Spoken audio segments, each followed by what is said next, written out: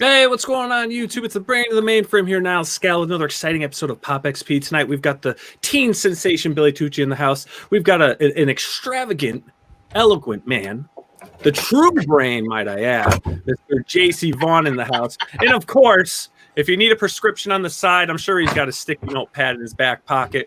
Please welcome Mr. Dr. Blevins. Gentlemen, how are we doing tonight?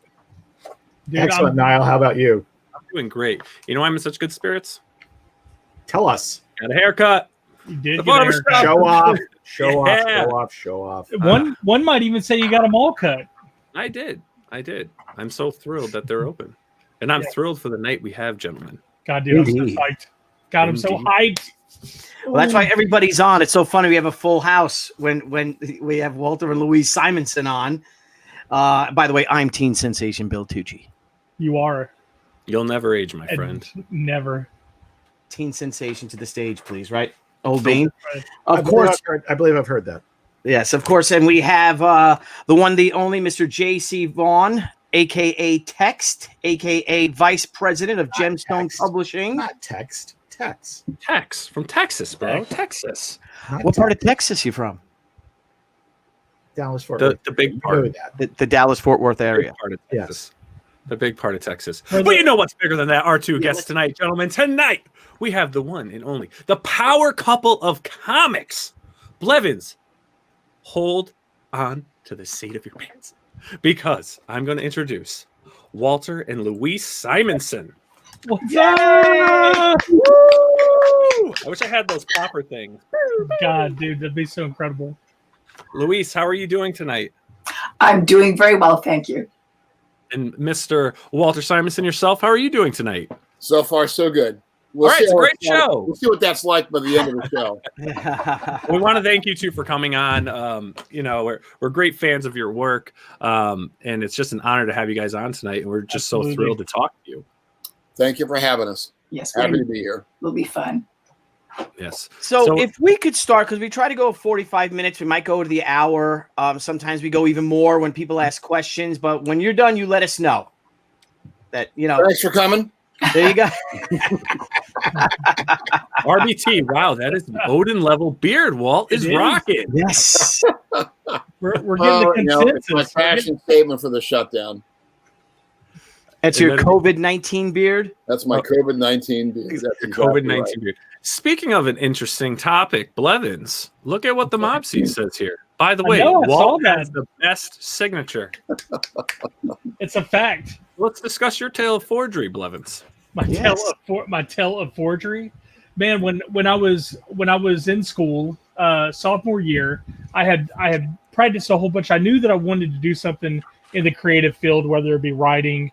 You know, everybody at that time always has, you know, illusions of grandeur and that they're going to be this amazing something later on in life. And I was like, I have to have an epic signature. And I was watching television. I was watching a documentary, and I'd gotten into comic books, and of course, like I was huge into a lot of the stuff growing up. And I was like, man, you know, these people do amazing art, but they don't really have like a very defining signature. And I watched a documentary about Walter Simonson and his, you know, Brontosaurus signature. And that was definitely the inspiration of what led me to the signature that I still have and use today. And man, it's awesome. I mean, your work, it's so crazy that your work is so iconic all the way down to your signature. It's exactly. I mean, it's something else. Well, thank you very much. I'm not sure I agree with you, but I'm grateful for the kind words. As someone whose signature, and if you ever see my signature, it's my mother's signature. This is the difference. Shows what a good guy you are, Dr. Blevins, and what a rascal I was. My signature is my mother's signature, and I learned to do it forging absent notes and late notes and bad tests. You know, that's how I learned good penmanship. Yeah,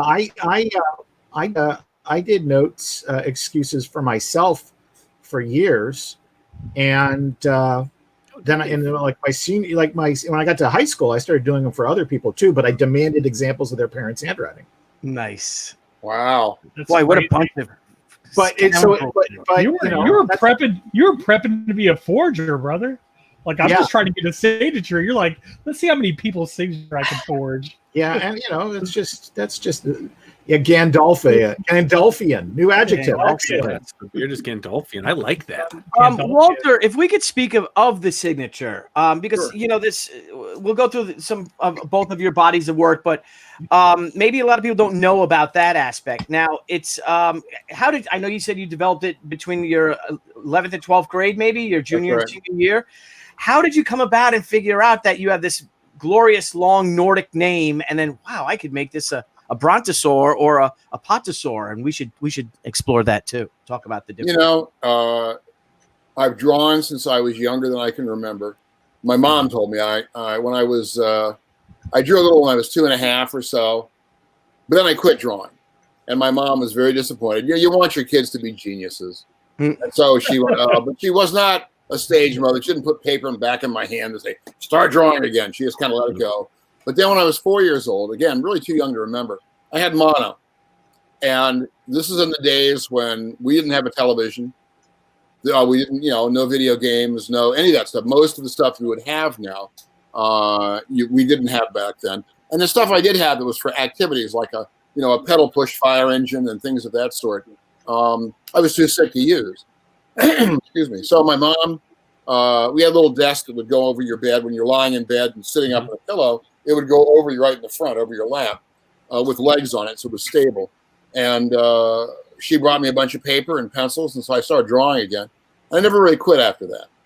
Then eventually I developed a signature. I signed my drawings by just putting a dash and then signing Simonson in block letters, and then another dash after that. And somewhere in the summer of '63, it would have been, between junior and senior year, I decided that as an artist, I had to have a cool signature. I don't know what prompted that, because I don't think at the time, I really hadn't seen any Frazetta work. This was '63. I don't think I'd seen Frazetta enough. I mean, I might have seen something by then, but not enough to know his signature. I had not seen J.C. Leyendecker. I hadn't seen guys who had really cool signatures. But I just knew that artists had to have one. And so I decided to try and fit Simonson into an animal of some kind.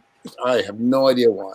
And my mom, I was also, all this time, from 3rd grade on, I had been a big dinosaur fan. I'd seen Fantasia when I was in 3rd grade. Yeah. And I loved The Rite of Spring with Stravinsky and the history of the earth and the dinosaurs and the Stegosaurus fighting the T-Rex. By the way, just so you know, we are closer in time to the T-Rex than the T-Rex is to the Stegosaurus it fought in that movie.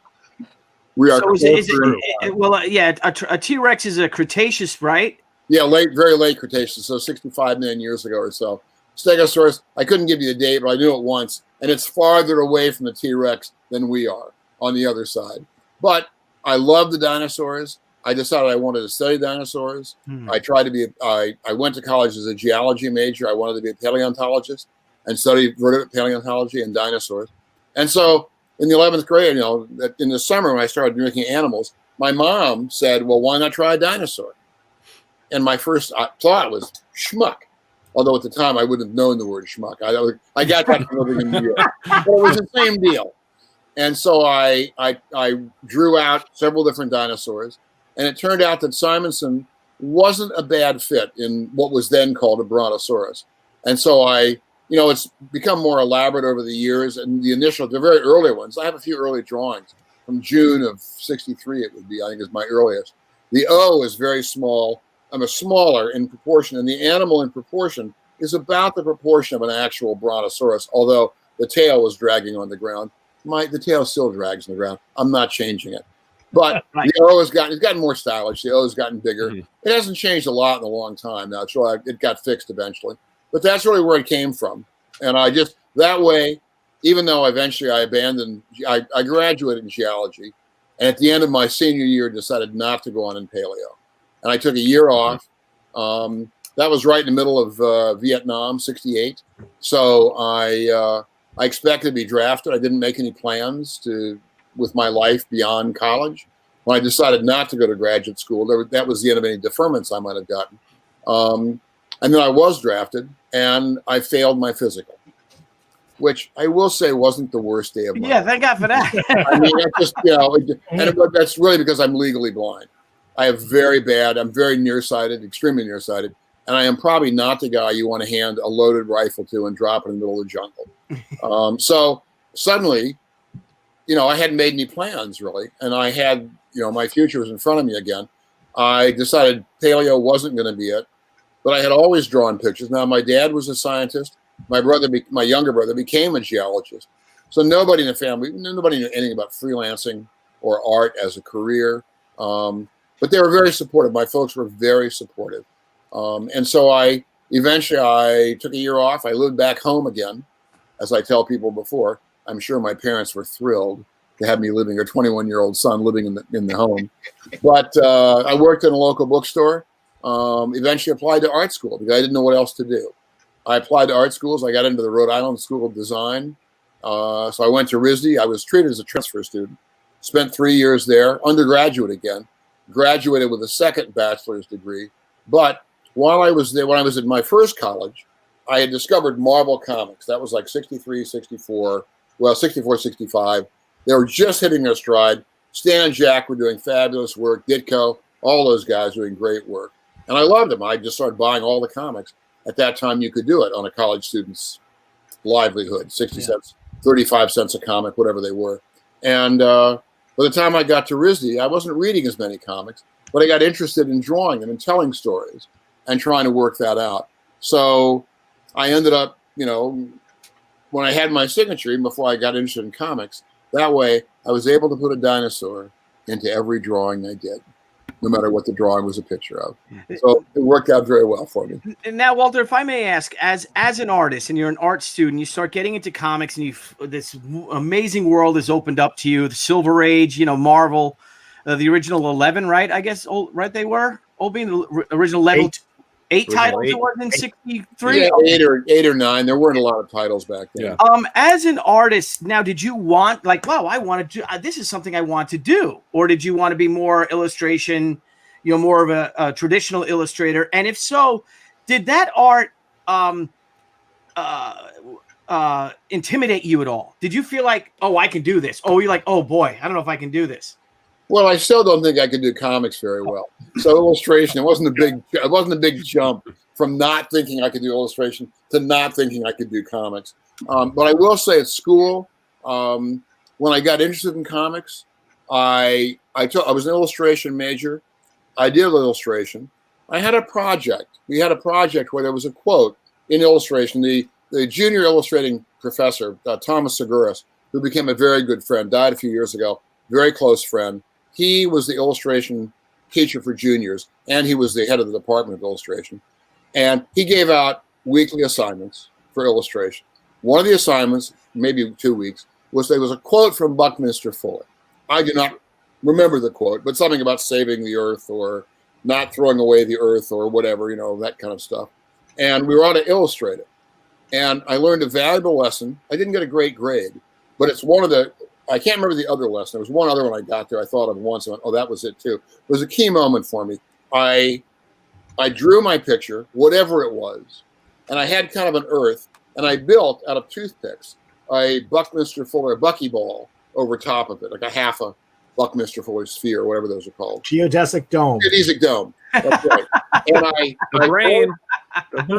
painted it up, and then I broke it, so it was broken over the earth. Now that. It wasn't really very clear, but that was the illustration. And I put essentially what was amounted to a caption.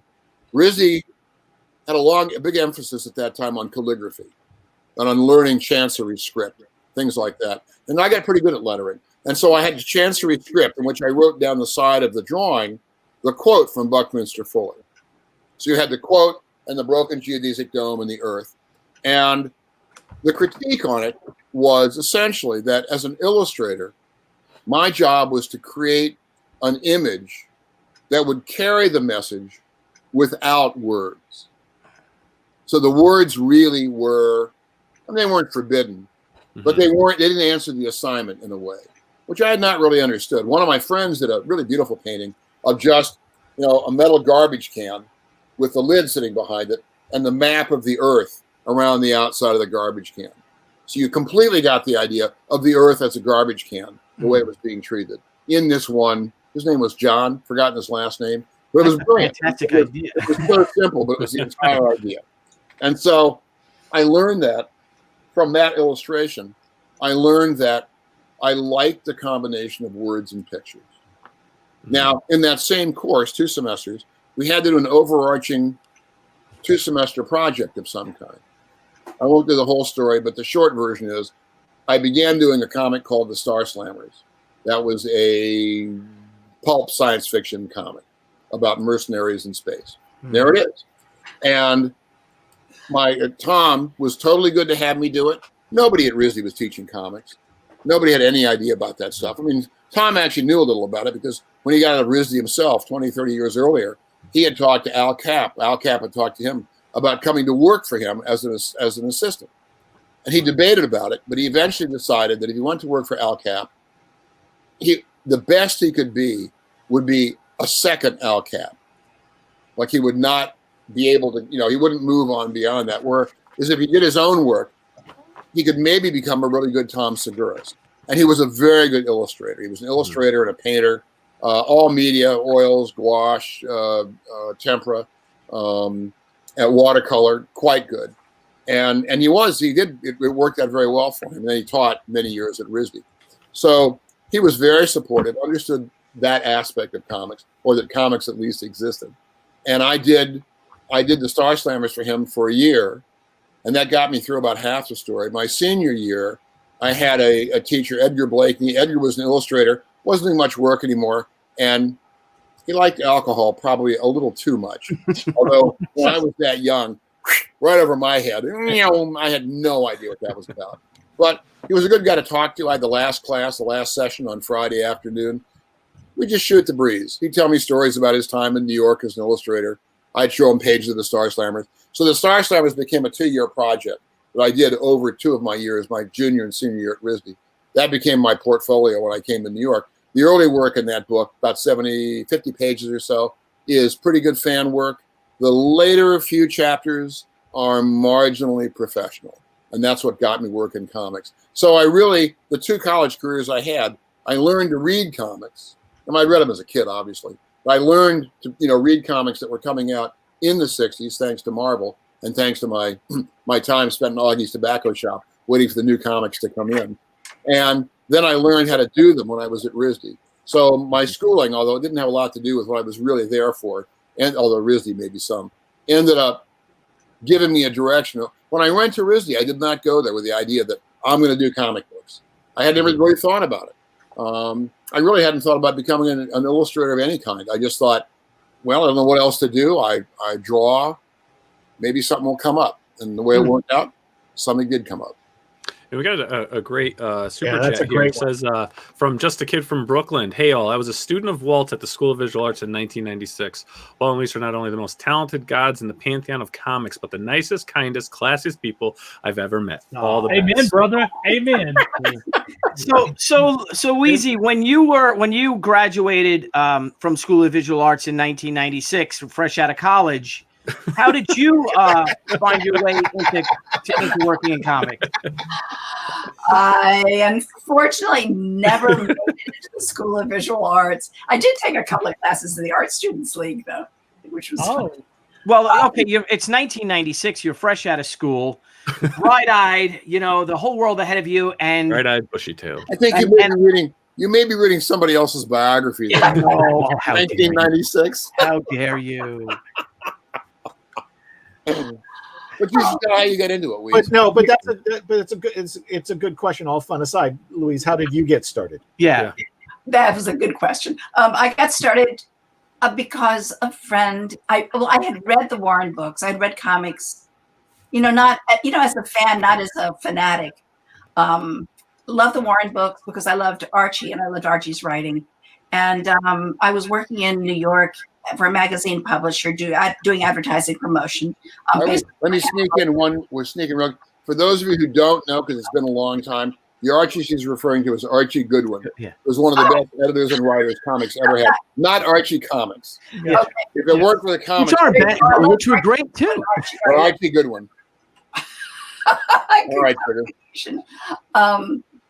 So I had a batch of friends who did comics, and one of them worked at Warren Publishing, and she said, "There's an opening there, and you can do the job, and it pays better than your advertising promotion job." And I said, "Okay, well, I'll apply." And I applied, and I got it. I hadn't intended to spend the rest of my life in comics, but once I got into it, it was really fun. Yeah. You know, I wasn't.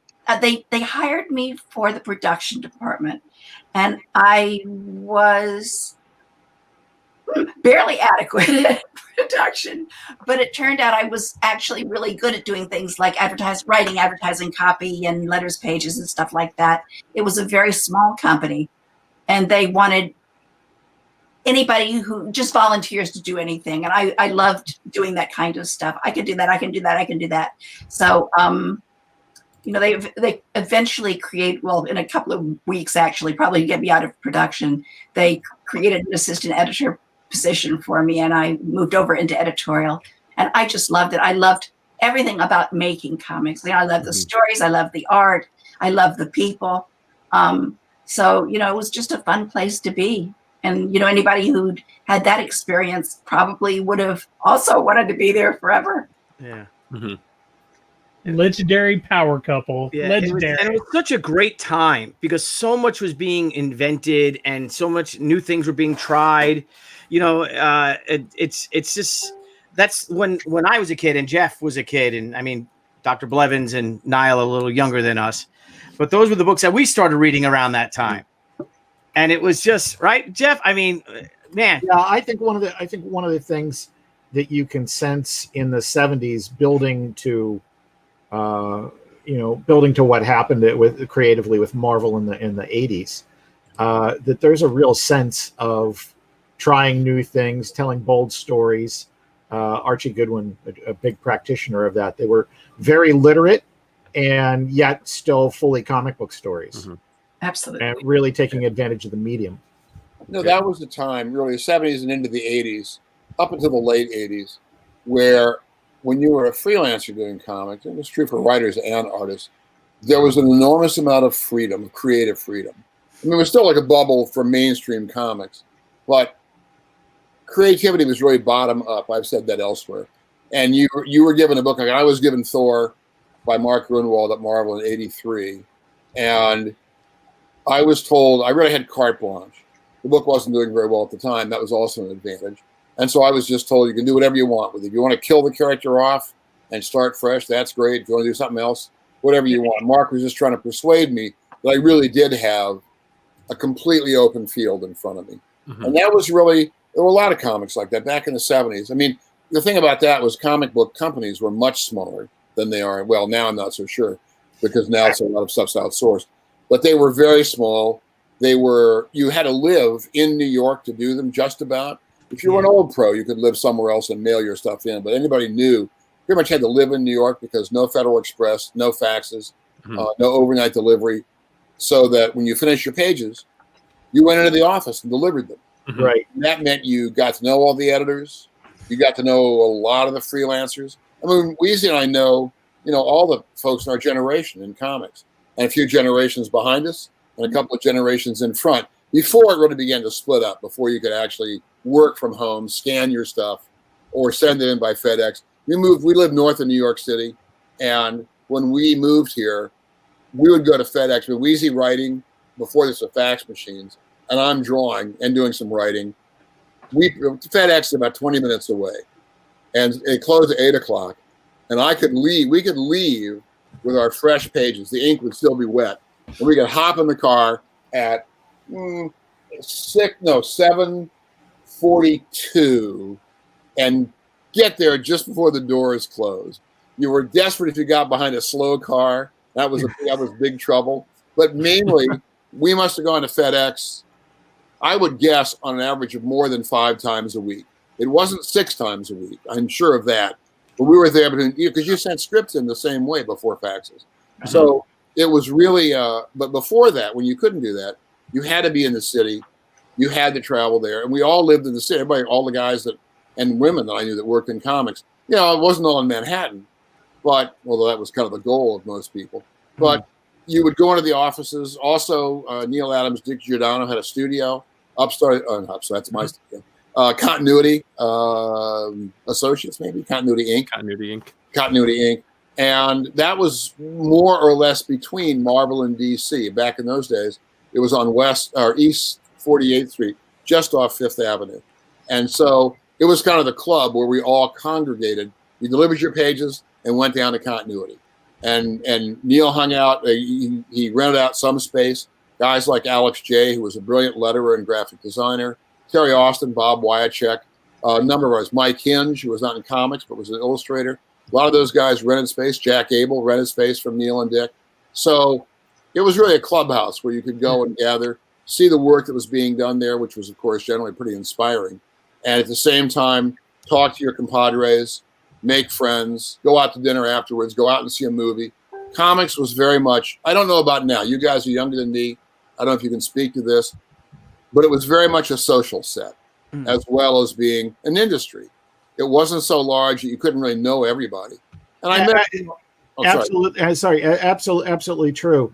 If you talk to creators my age or a bit younger, for instance, there's nobody that's not influenced by Howard's American Flag.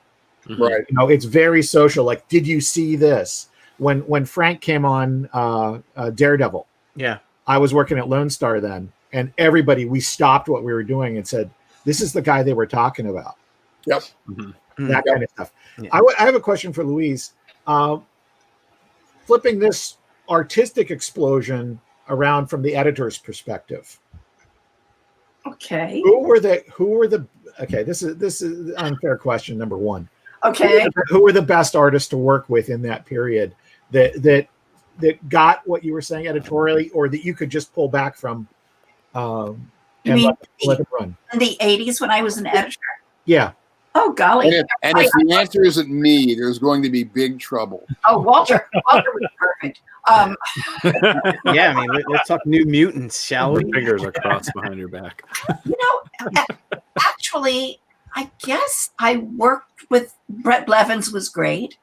Paul Smith, J.R. Jr., John Byrne. I mean, you know, it's all the people probably who are the really big names. I loved working with Tom Palmer. I mean, he's not a penciler generally; he's an inker. Right. But Tom, you know, you could give him anything, and it would come back looking better. Yeah. You know, so he wasn't one of the inkers that you had to be really careful about the pencils you gave him. Oh, that's because he could pencil himself. Yes, he could, and very well. And he would polish things up and make them look pretty special. You know, no matter what he was handed. I handed him a few clunkers that he actually polished up very nicely. But not on Star Wars. The Star Wars stuff was perfect. It was perfect. It's just, How about that old meanie Bill Sienkiewicz, that kid coming in? Oh God, Bill is he's I don't know what a Genius. epic genius. Yeah, just brilliant. What was it like, if I may, like that his work starts coming into the office and it was so so abstract and different, and I just, as Walter, you were saying, in the late 70s, early 80s, it was a great time that they were experimenting creatively and things like that. And I just went, because I remember when I first saw even Bill's work too, and I was like, oh my God, it was wonderful. It was just so eye-opening, and I love that the comic styles would refresh every few years and all that style. I think that part of it is that, I think that the exploration of creativity probably went back to the late 60s. All the stuff was happening in the U.S. So much was happening in music, a lot of other stuff, so that when Neil came into the business, he kind of revolutionized the way a lot of stuff looked. Sure. Jack Kirby, when Jack stuff developed, by the time he was doing Fantastic Four, I'm going to say 40. Some people would argue a little earlier than that, but I think when he and Joe Sinnott hit that, I think the Thors he was doing from about 115, 114 on, during the Mystery 114 on, he was not a radical layout guy, but he was a brilliant storyteller. And you could see that also full of energy. And when Neil was doing Dead Man, I was reading that when I was in college. And I just remember reading that and just it was kind of blowing my brains out every time a new issue came out. Yeah. But he would do stuff. He had one comic, I think it was in the same issue, where, also, I will say Jim Steranko. I don't want to forget Jim. Yeah. Oh yeah. Because also Jim, besides being a great graphic designer, he's a brilliant storyteller. I will say this, Jim, if you're watching, I'm going to do this to you right now, is that I keep hawking him to go back and do some more comics because he's such a brilliant storyteller. And there were really so few stories, about 44, 45 stories he did, whatever it was. Not a lot. I mean, it's a brilliant legacy. But God damn it, he's so good. Yeah. I'm so annoyed that he hasn't done more storytelling. Barry Windsor Smith the same way. Although now I gather we're about to get a gigantic graphic novel by Windsor Smith. Yeah. Right. So that a lot of us were standing on those shoulders, creating stuff. I think Bill was bouncing off some of that stuff as well. And it was really brilliant. And then Neil had a thing. The reason I mentioned Steranko was, I think it was probably in Dead Man, I think. And he did a couple of things in it where there's a panel where there's all these rays coming out, going off to the side of the panel or whatever. And I recognized them myself, what they were, because I remember kids' activity books had them. You took the comic book and you turned it almost sideways and you sighted down the page and you discovered all these magic rays or whatever the storyline was. The magic rays said, hey, a Jim Steranko effect. Wow. What? Oh, that's awesome. Anamorphic drawn lettering. So it was stretched out and had this stuff in it. The other thing in the same book, I believe, which I missed, and Neil told me at some point that people usually saw one or the other, but not both. There is a page of I think, more or less ordinary panels. Something's going on there. But if you step back from it and look at it, it forms a gigantic head of Dead Man. Oh. Seeing kind of one of those patented Neil upshots that's kind of a little on an angle, but kind of up like that. And it was just, there was stuff like that going on. There was a lot of experimental layouts. Gene Colan did a lot of experimental, different angles and stuff. Archie used to complain about those because they were really hard to write. Gene was a brilliant draftsman, but he didn't always get his panels lined up in a way that made the storytelling very clear. So Archie had to write word balloons and then place them in a way that would make the story clear when you read through it. Which he was, Archie being a genius, he was able to do it. But there was a lot of creativity of that sort going on. And we're getting a phone call. Look at that, boys and girls. It's Steranko. Political phone call. I don't know if I can turn this off or not. Do you think IPW will take me? While you're doing that, I just want to. We got Metal Movies and Brewskis just said, keep Ragnarok, and Walt, your new Thor inspired me to become a comic book creator. Can't wait for the next issue. God bless the Simonsons. Oh well, thank you very much. I'm very sorry you've been sucked into the business. I'm sorry about that, but I'm glad you're enjoying the story. Louise, how was it going from now you're in the editorial offices and you're over at Warren to actually start to write? Now, did you come up with an idea that you wanted to start writing, or because I know you were doing copy editing and advertising before that, how did you get into to move from the editorial offices and then you actually can start writing? Jim Shooter had been after almost everybody in editorial to freelance at something because he wanted us to see what life was like on the other side of the desk. I could color a little bit, although I don't think I ever vouched for any coloring. That mostly I would jump in and color when it was an emergency and there were, they just needed hands. And I certainly couldn't draw, but I thought maybe I could write a story. But on the other hand, I employed a lot of writers. And I knew they had families and they were feeding their children with the stories that they were writing. And I didn't want to take anybody's work away from them. So I put it off for a long time. Then Shooter hired a batch of new editors and my workload was cut in half and I was bored. So I said, well, if I make up something, then it's not stealing work out of, some poor child's seeing work for some poor child. Is that where Power Pack came from? What? Is that where Power Pack came from? Where Power Pack came from, yeah.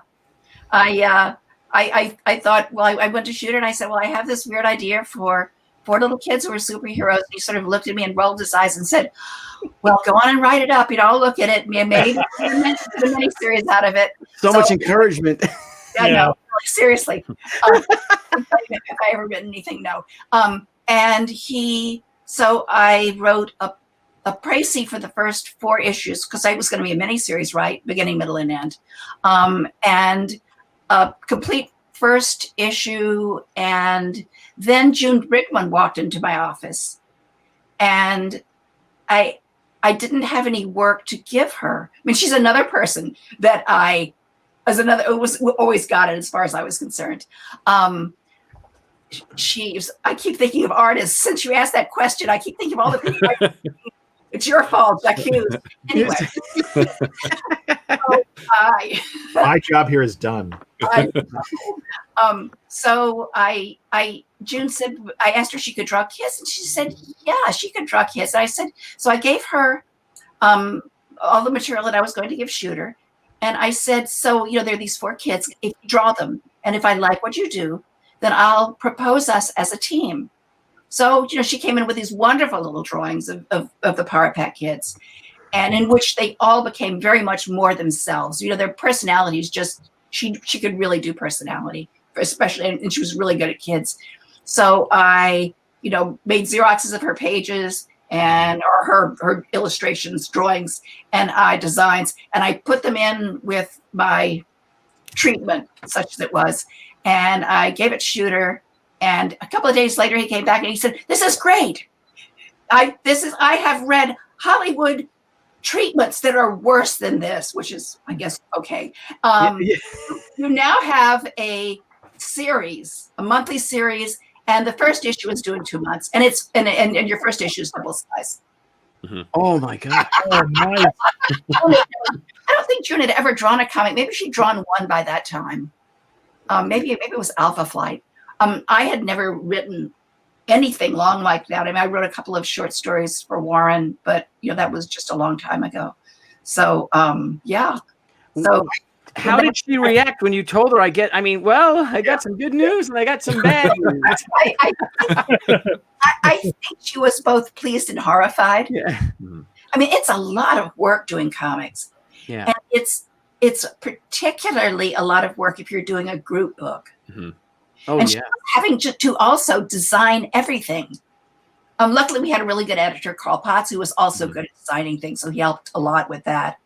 But yeah, and it took off. It got awards and stuff. It was one of those. Awesome. Weird. There was a ton of creativity going on at Marvel at that point, and people were trying different things. One of my favorite things talking about Shooter was I asked him about Walter doing Thor, and he said, "Well, I was on the phone, and Walter stuck his head into the office and said, 'Hey, I'm turning Thor into a frog,' and then left." That might be true. I may very well have done that. Mostly Jim was better if he was kind of forewarned about some stuff. Yeah. And most of my stories aren't the kind of thing that's going to upset anybody. They're just like mainstream stories about Thor. But the one that I do remember was I was coming up to the end of my run. I was going to get off the book, and I was going to have Thor fight the Midgard serpent. And in the Norse mythology, the Midgard serpent lies under the ocean and encircles the world. So he's very big. And somehow, as a writer, on other stuff too, I'm always giving myself these damn problems where I've got a tiny guy fighting a giant thing, and then you have to figure out some way to draw those in the panel and make sense out of it. And I was like, oh, what am I going to do about this serpent? And how's that going to work? And I knew it was coming up, and I fretted about it probably for a couple of months. And then one day, Louise and I were eating at our favorite Mexican restaurant back in the city on West 70th Street in Columbus, Cantina, no longer there. And literally as we were coming out the door of the cantina, across the threshold, having finished dinner, it literally was like a light bulb went off over my head. I've never had that experience before or since, where you just went bing, and because I'd been thinking about, okay, I'll use a few panels, and then it's going to be a giant fight. I'll cut away to a subplot for a page, and then I'll go back to the fight, because that will extend the fight. Seemingly extend the fight. They'll be fighting where you're not watching them, so it'll make it feel like it's more of a fight. And I had some stuff with that. I was trying all kinds of narrative things to try and get that to work. And as the light bulb went off, and I just thought, all splash pages. I can do it as all splash pages, because that will give me the space I need to have a small human figure and a giant head. Now, I drew the serpent with a giant head, and then the body just went across the earth and disappeared over the horizon. I didn't have to draw the whole thing all the time. And mostly it was the head. And I decided that I would write it. Mostly it's captions. There are a few word balloons, but mostly it's captions. And I would write the captions. I'd read some, researched Norse mythology by then. I'd read the Elder Edda and the Poetic Edda, which are the two major sources for Norse myths. And I decided I would write the captions in kind of a faux Viking poetry. It's really, if you're a Viking, this stuff would be terrible. But fortunately, most people haven't read Viking poetry, so I can kind of get away with it. Yeah. And I did that because, at least for me, if I'm reading poetry, I cannot read it at the speed I read prose. Mm-hmm. I just can't. I have to almost read it aloud in order to make sense out of it. So I thought, if anybody actually reads this stuff, and of course most people probably didn't, but they would have to slow down and read this, and that would make each full-size page a little bit longer before you turned it over and went to the next. So it would feel like a longer story. And I was a little concerned about whether I didn't want to do this and then have Jim discover it and flip out. Now, I don't know if he would have flipped out. I don't have any idea. But I thought, I went into his office when nobody was there. I just popped in, and I explained what I wanted to do. He was perfectly fine with it. Said, go for it. So that's what I did. Had there been a comic, a previous comic that was all splash pages? I think there's an old Partridge Family comic from Charlton, whoever put those out. It's all these pinup shots of the Partridge Family. I don't know if it's the entire book. I don't // coloring book. and what there was, John Byrne had done a Hulk story that was all splash pages. I knew about it. I don't think it came out before the Thor story. It was done before the Thor story. I knew about it. I hadn't seen it, but I knew John had done it. Denny O'Neil was the editor. I think he had turned it down. John had done it and turned it in. And he and John and Denny had a kind of a contretemps about that. And in the end, it did not come out in the Hulk comic book. Ultimately, Alan Milgram put it out in, what's that book? Marvel Fanfare. Marvel Fanfare. Came out in Marvel Fanfare. And I think that came out after Thor 380. Not sure about that. You can look it up. I'm sure it's on the web. But I hadn't seen it. I did know about it. And it's entirely possible that knowing about it back there in my brain somewhere was part of the reason I thought of it. I don't know. It just, when I hit it, it light bulbed into a full poetry, full page splash. Mm-hmm. What I did do was I even with the full pages, I talked to Shooter, and I was able to make that. Comics right then were 22 pages long.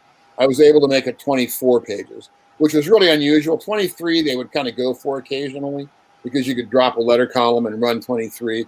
24 meant you had to drop something like the Bullpen Bulletin, which was promotion for other comics. So they weren't crazy about that. But Jim did give me dispensation to do that. So I ran a 24-page story in that particular, or episode in that particular story.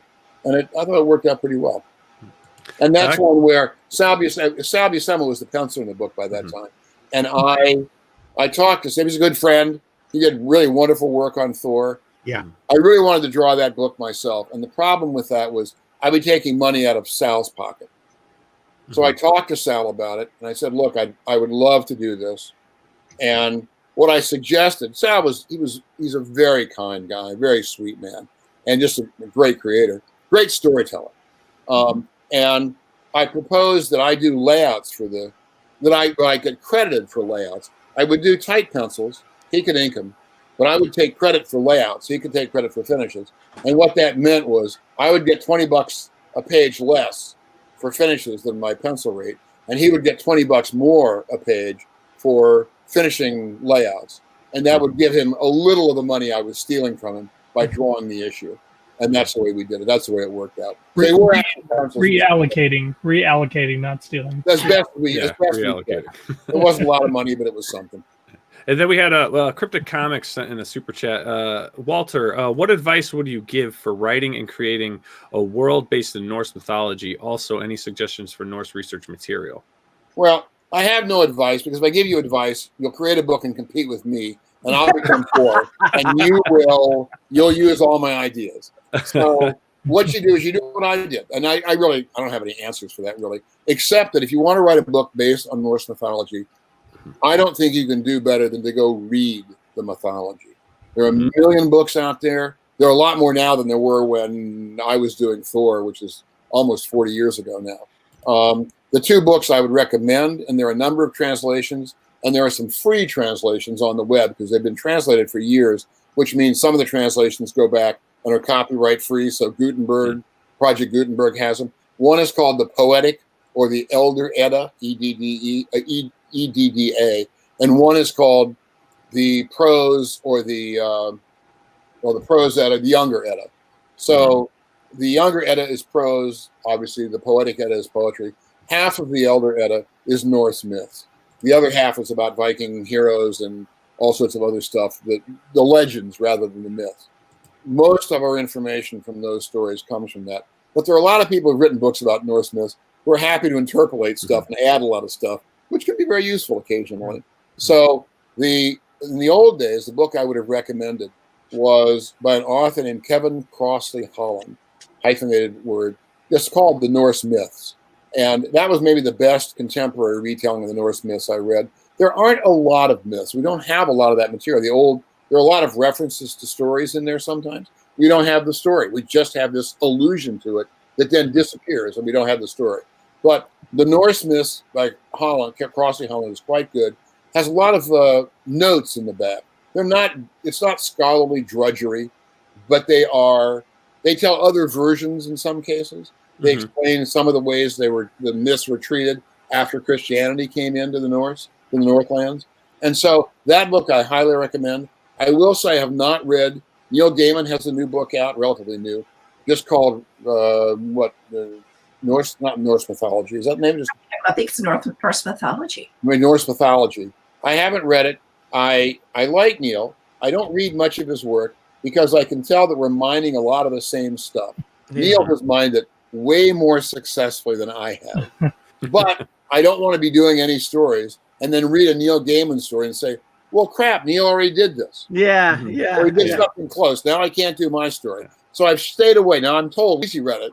I'm told it's a pretty straightforward retelling of the Norse myths. So I did pick up a copy. One of these days I will read it.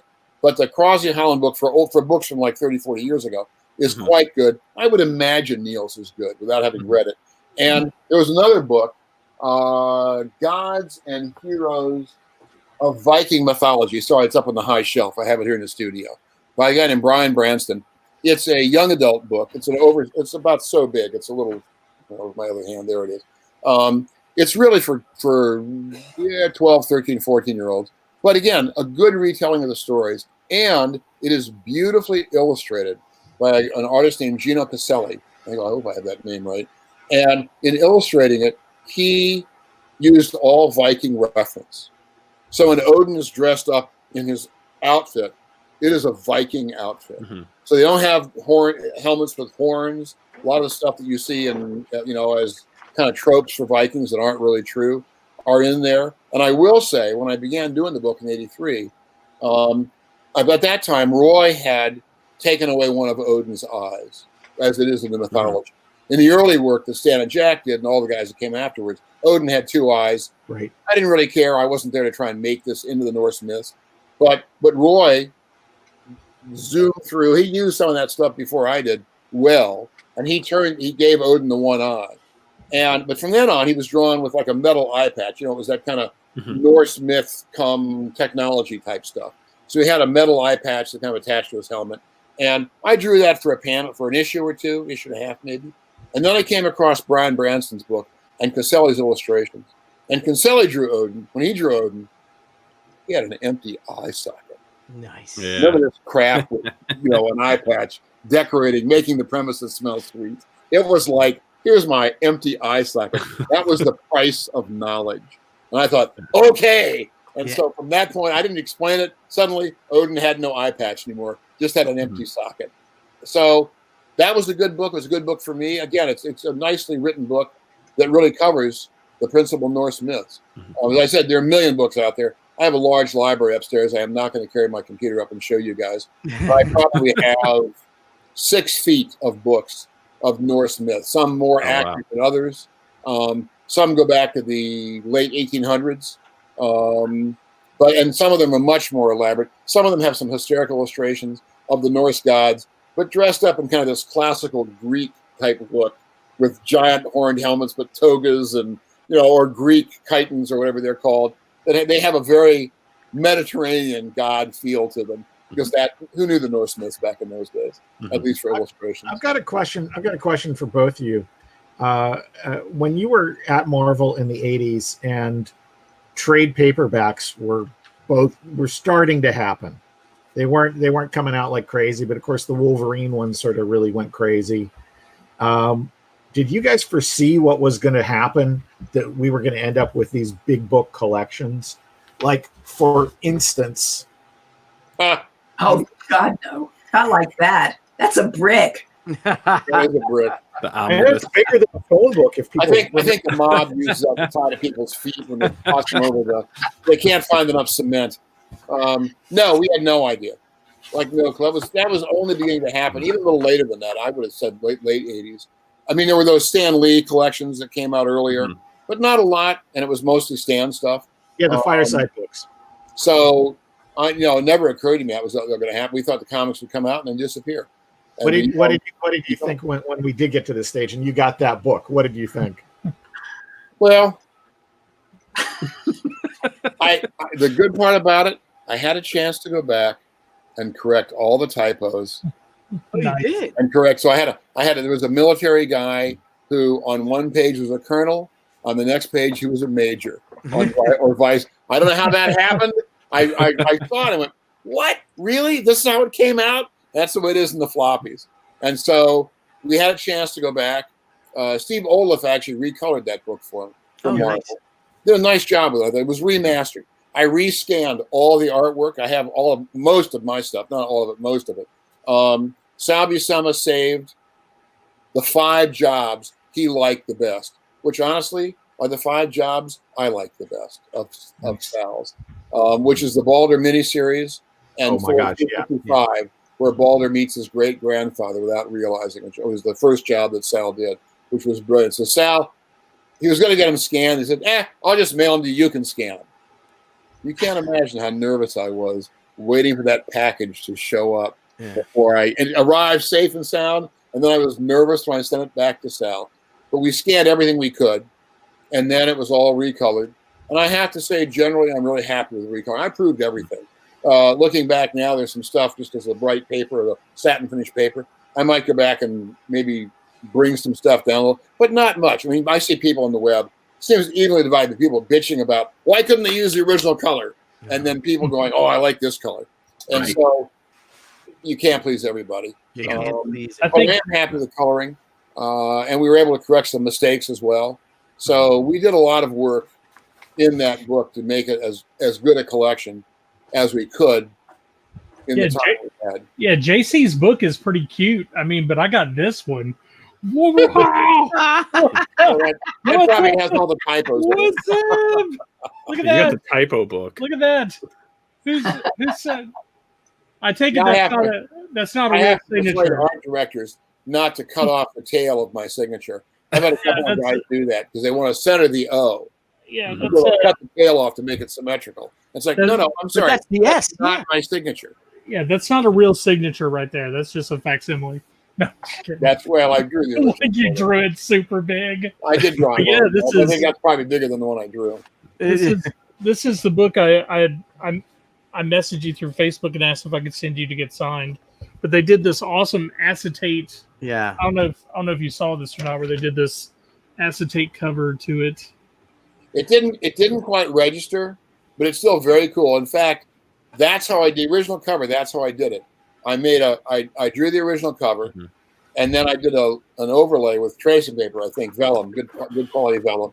I took a Xerox of the logo because they had a good Xerox machine then, and I cut it up and I pasted it down with rubber cement, all the broken pieces and the broken corner box. And then in a few places I drew some extra little bits flying around, and then register. I did it in registration.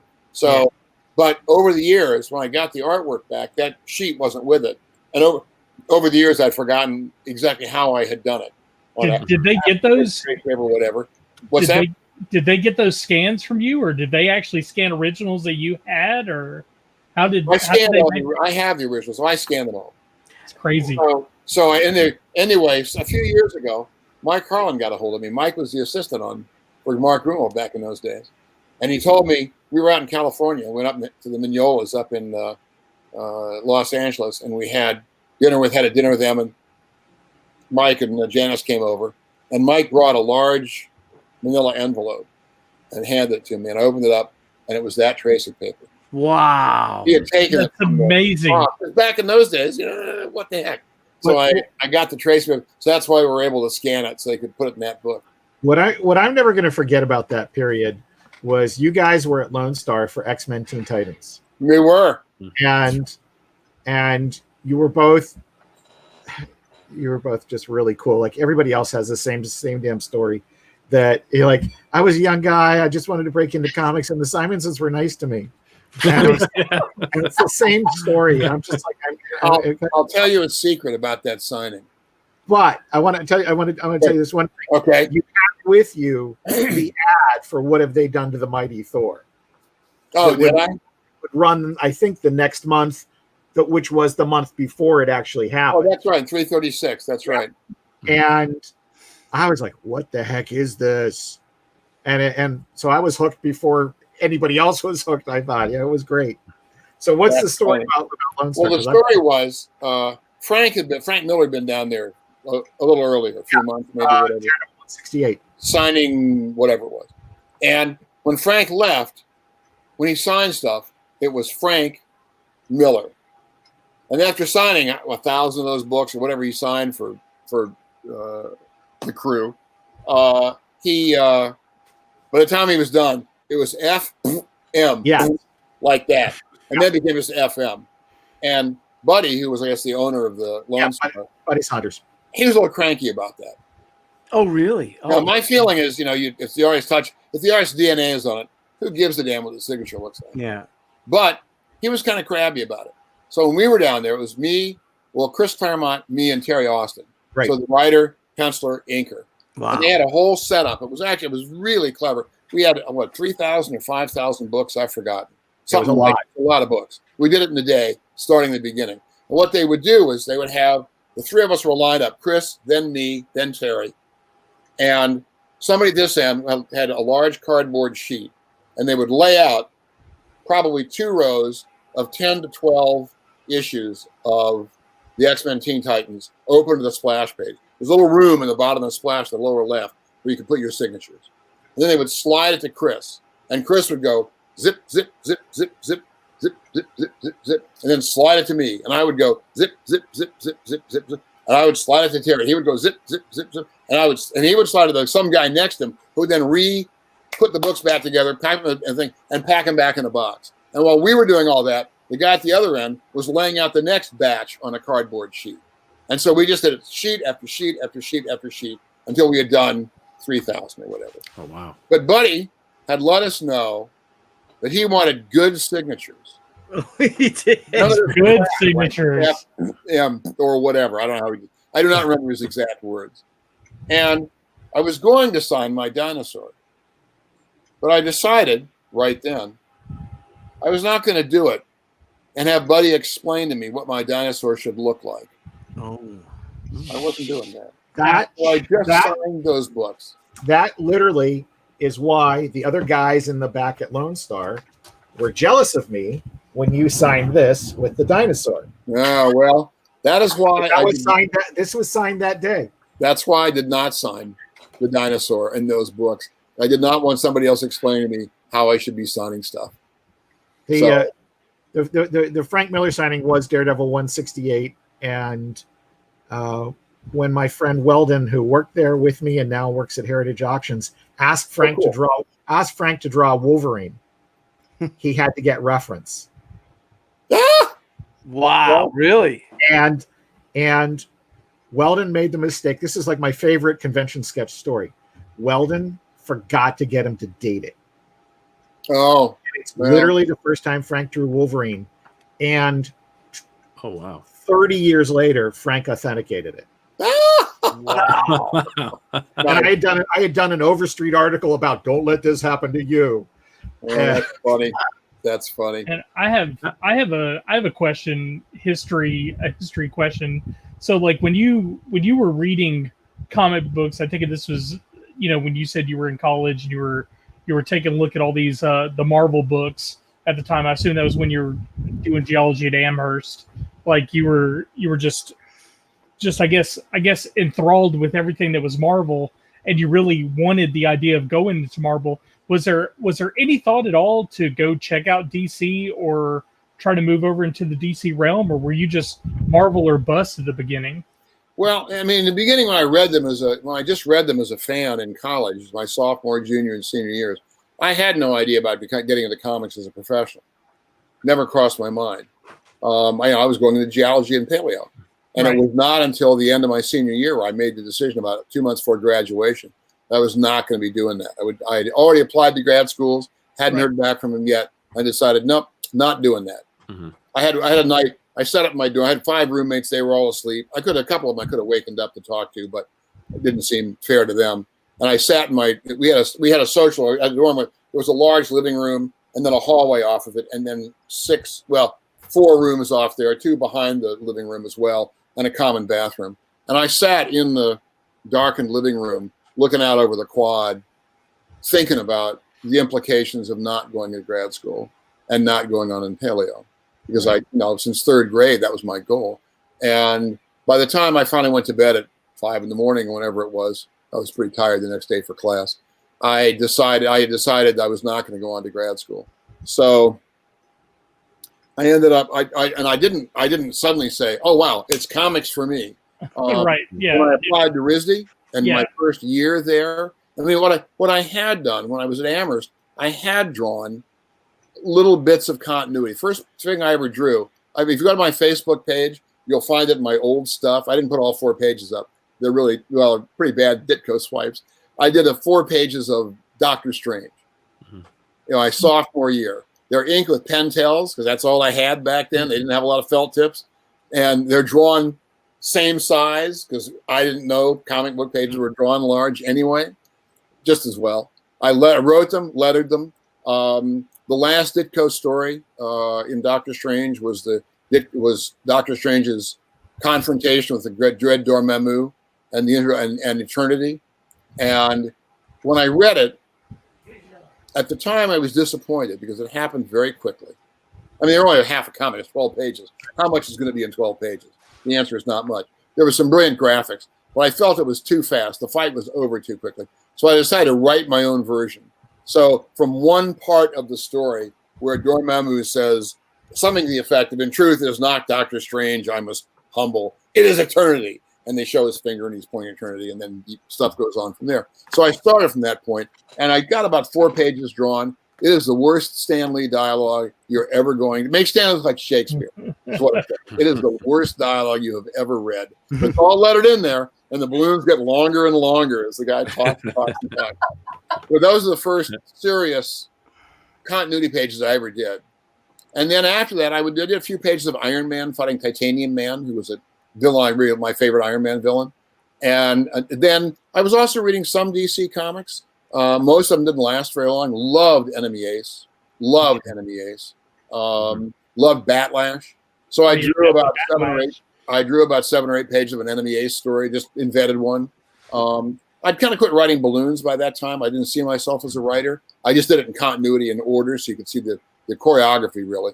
And so I was doing that, but I still really didn't think about getting into comics. It wasn't really until probably my junior year where that began to become clear. And I did that Buckminster Fuller project where I realized I liked words and pictures melded. It's not just the illustration. I liked the combination of the words and the pictures, the tension between them, and the meaning, the elaborated meaning between them. And that's kind of where I began to look more at doing comic books professionally. Wheezy, I have a couple questions for you. And it's more now because Dr. Blevins brought up DC Comics.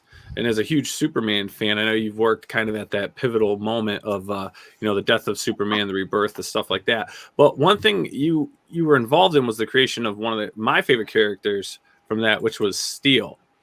Mm-hmm. Could you give us a little bit into how the creation of Steel came to be? Well, Superman had died, and we needed to do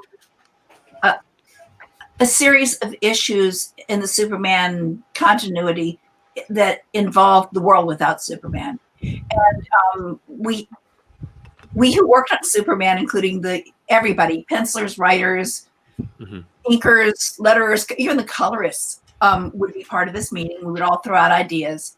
And I mean, my idea, and I think several people's ideas, was that if we had worked in lockstep in the continuity so closely for, gosh, a long time, and we were all feeling a little crowded and tired of each other.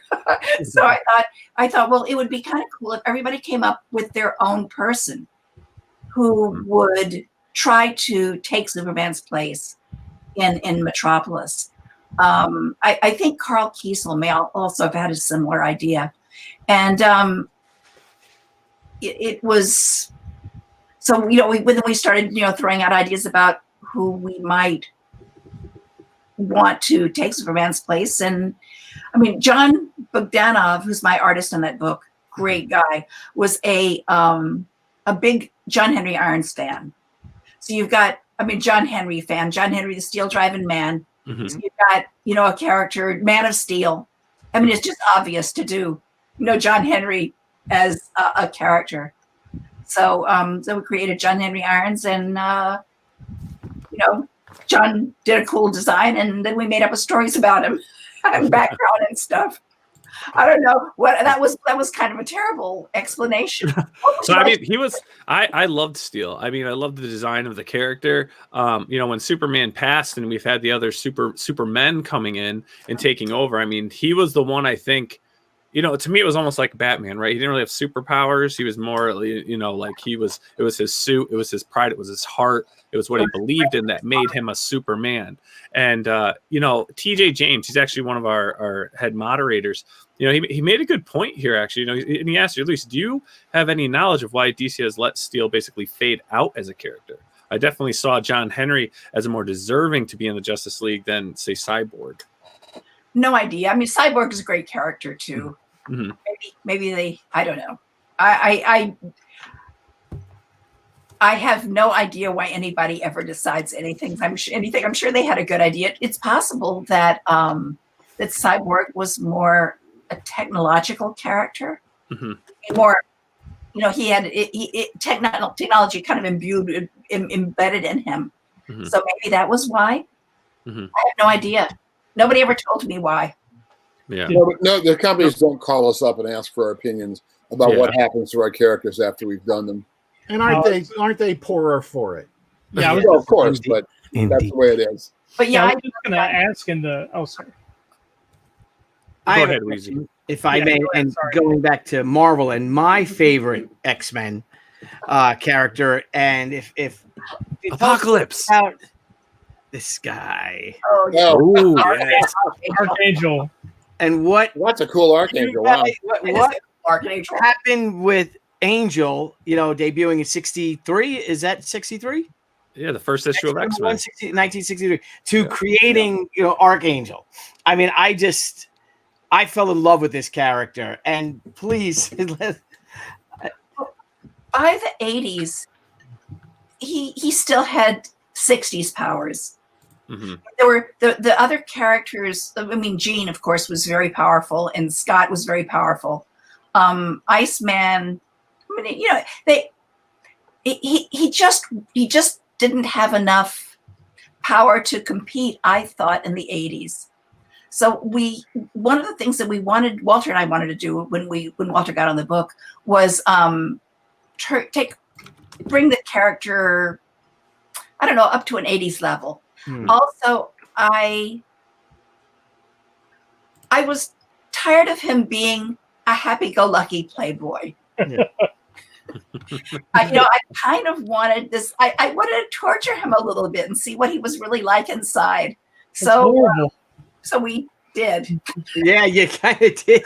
We ripped off his wings and, fed him to Apocalypse and, gave him these steel wings zing, and they go out and zing, and the knives fly off of them. It was, yeah.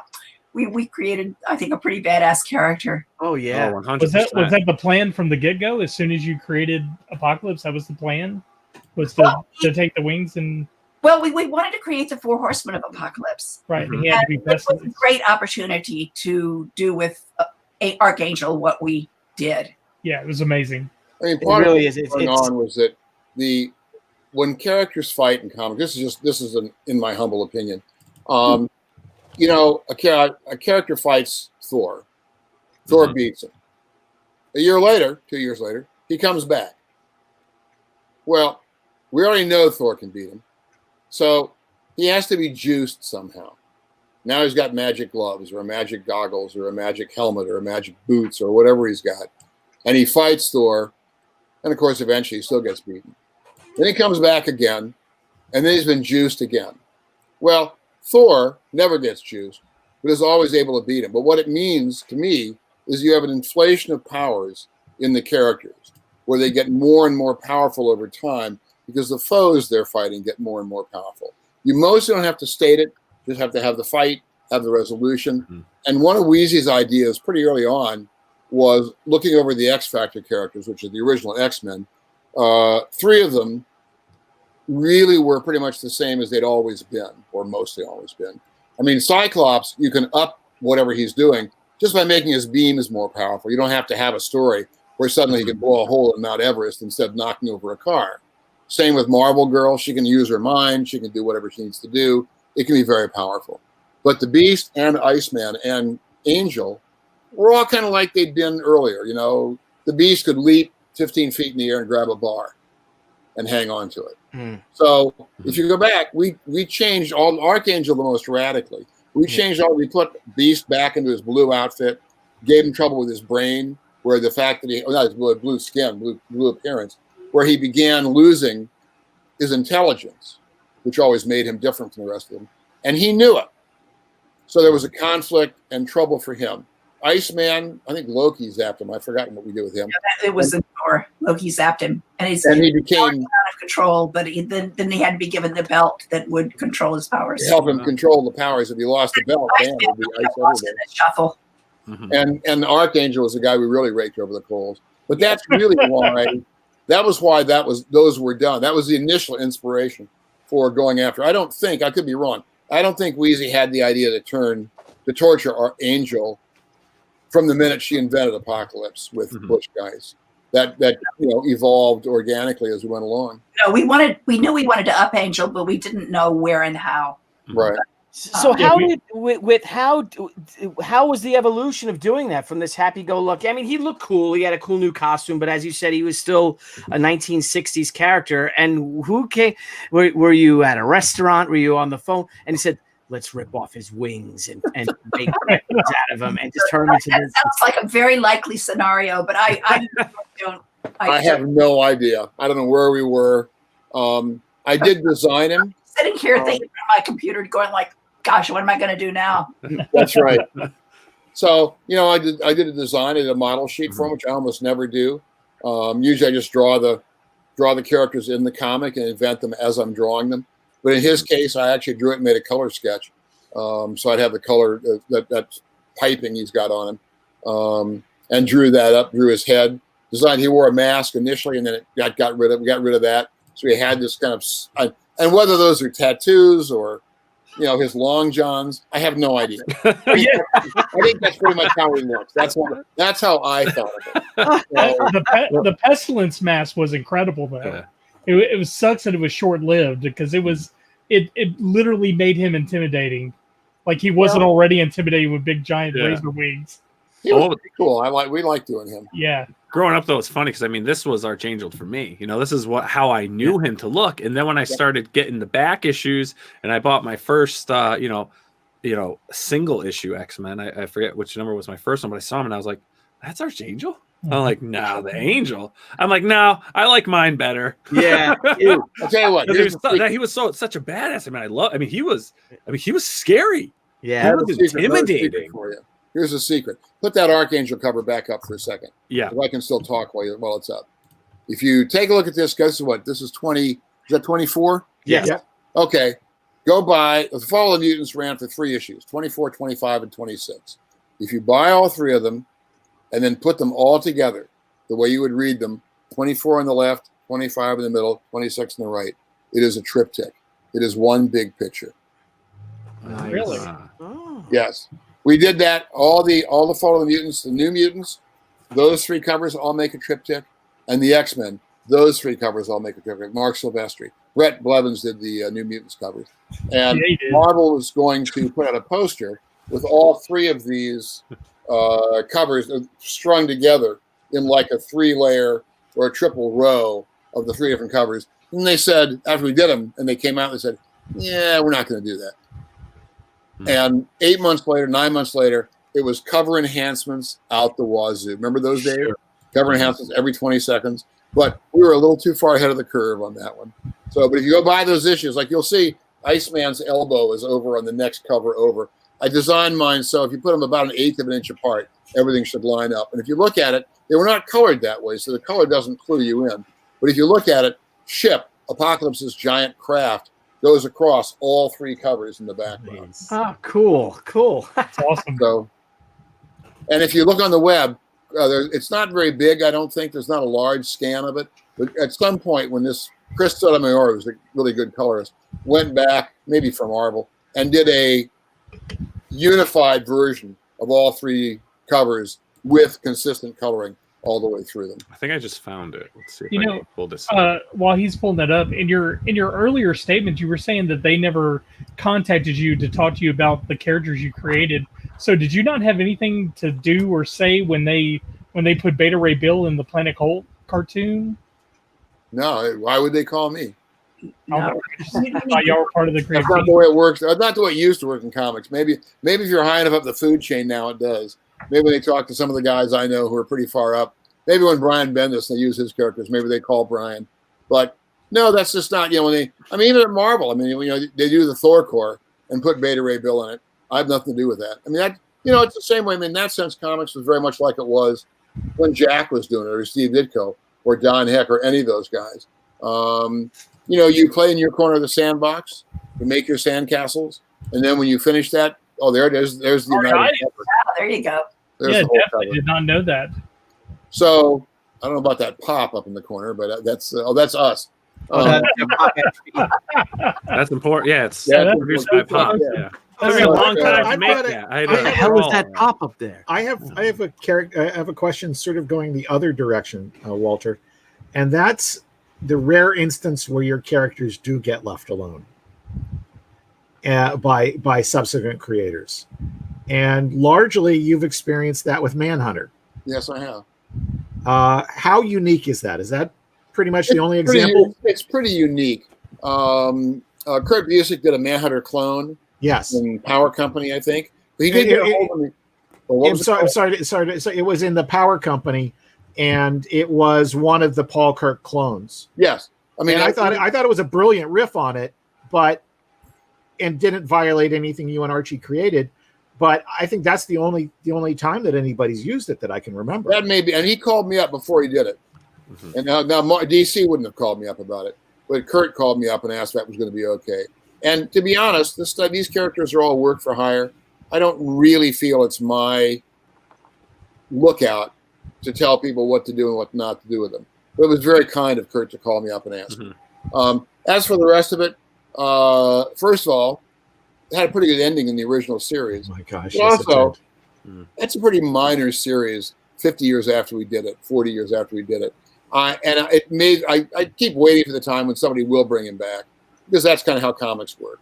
But anything that is done with that character that isn't by me and Archie, and at this point, nothing is going to be done by me and Archie. It is going to be gossip. It is not going to be gospel. So, but it's kind of flattering to have done a story like that where everyone's kind of left it alone since.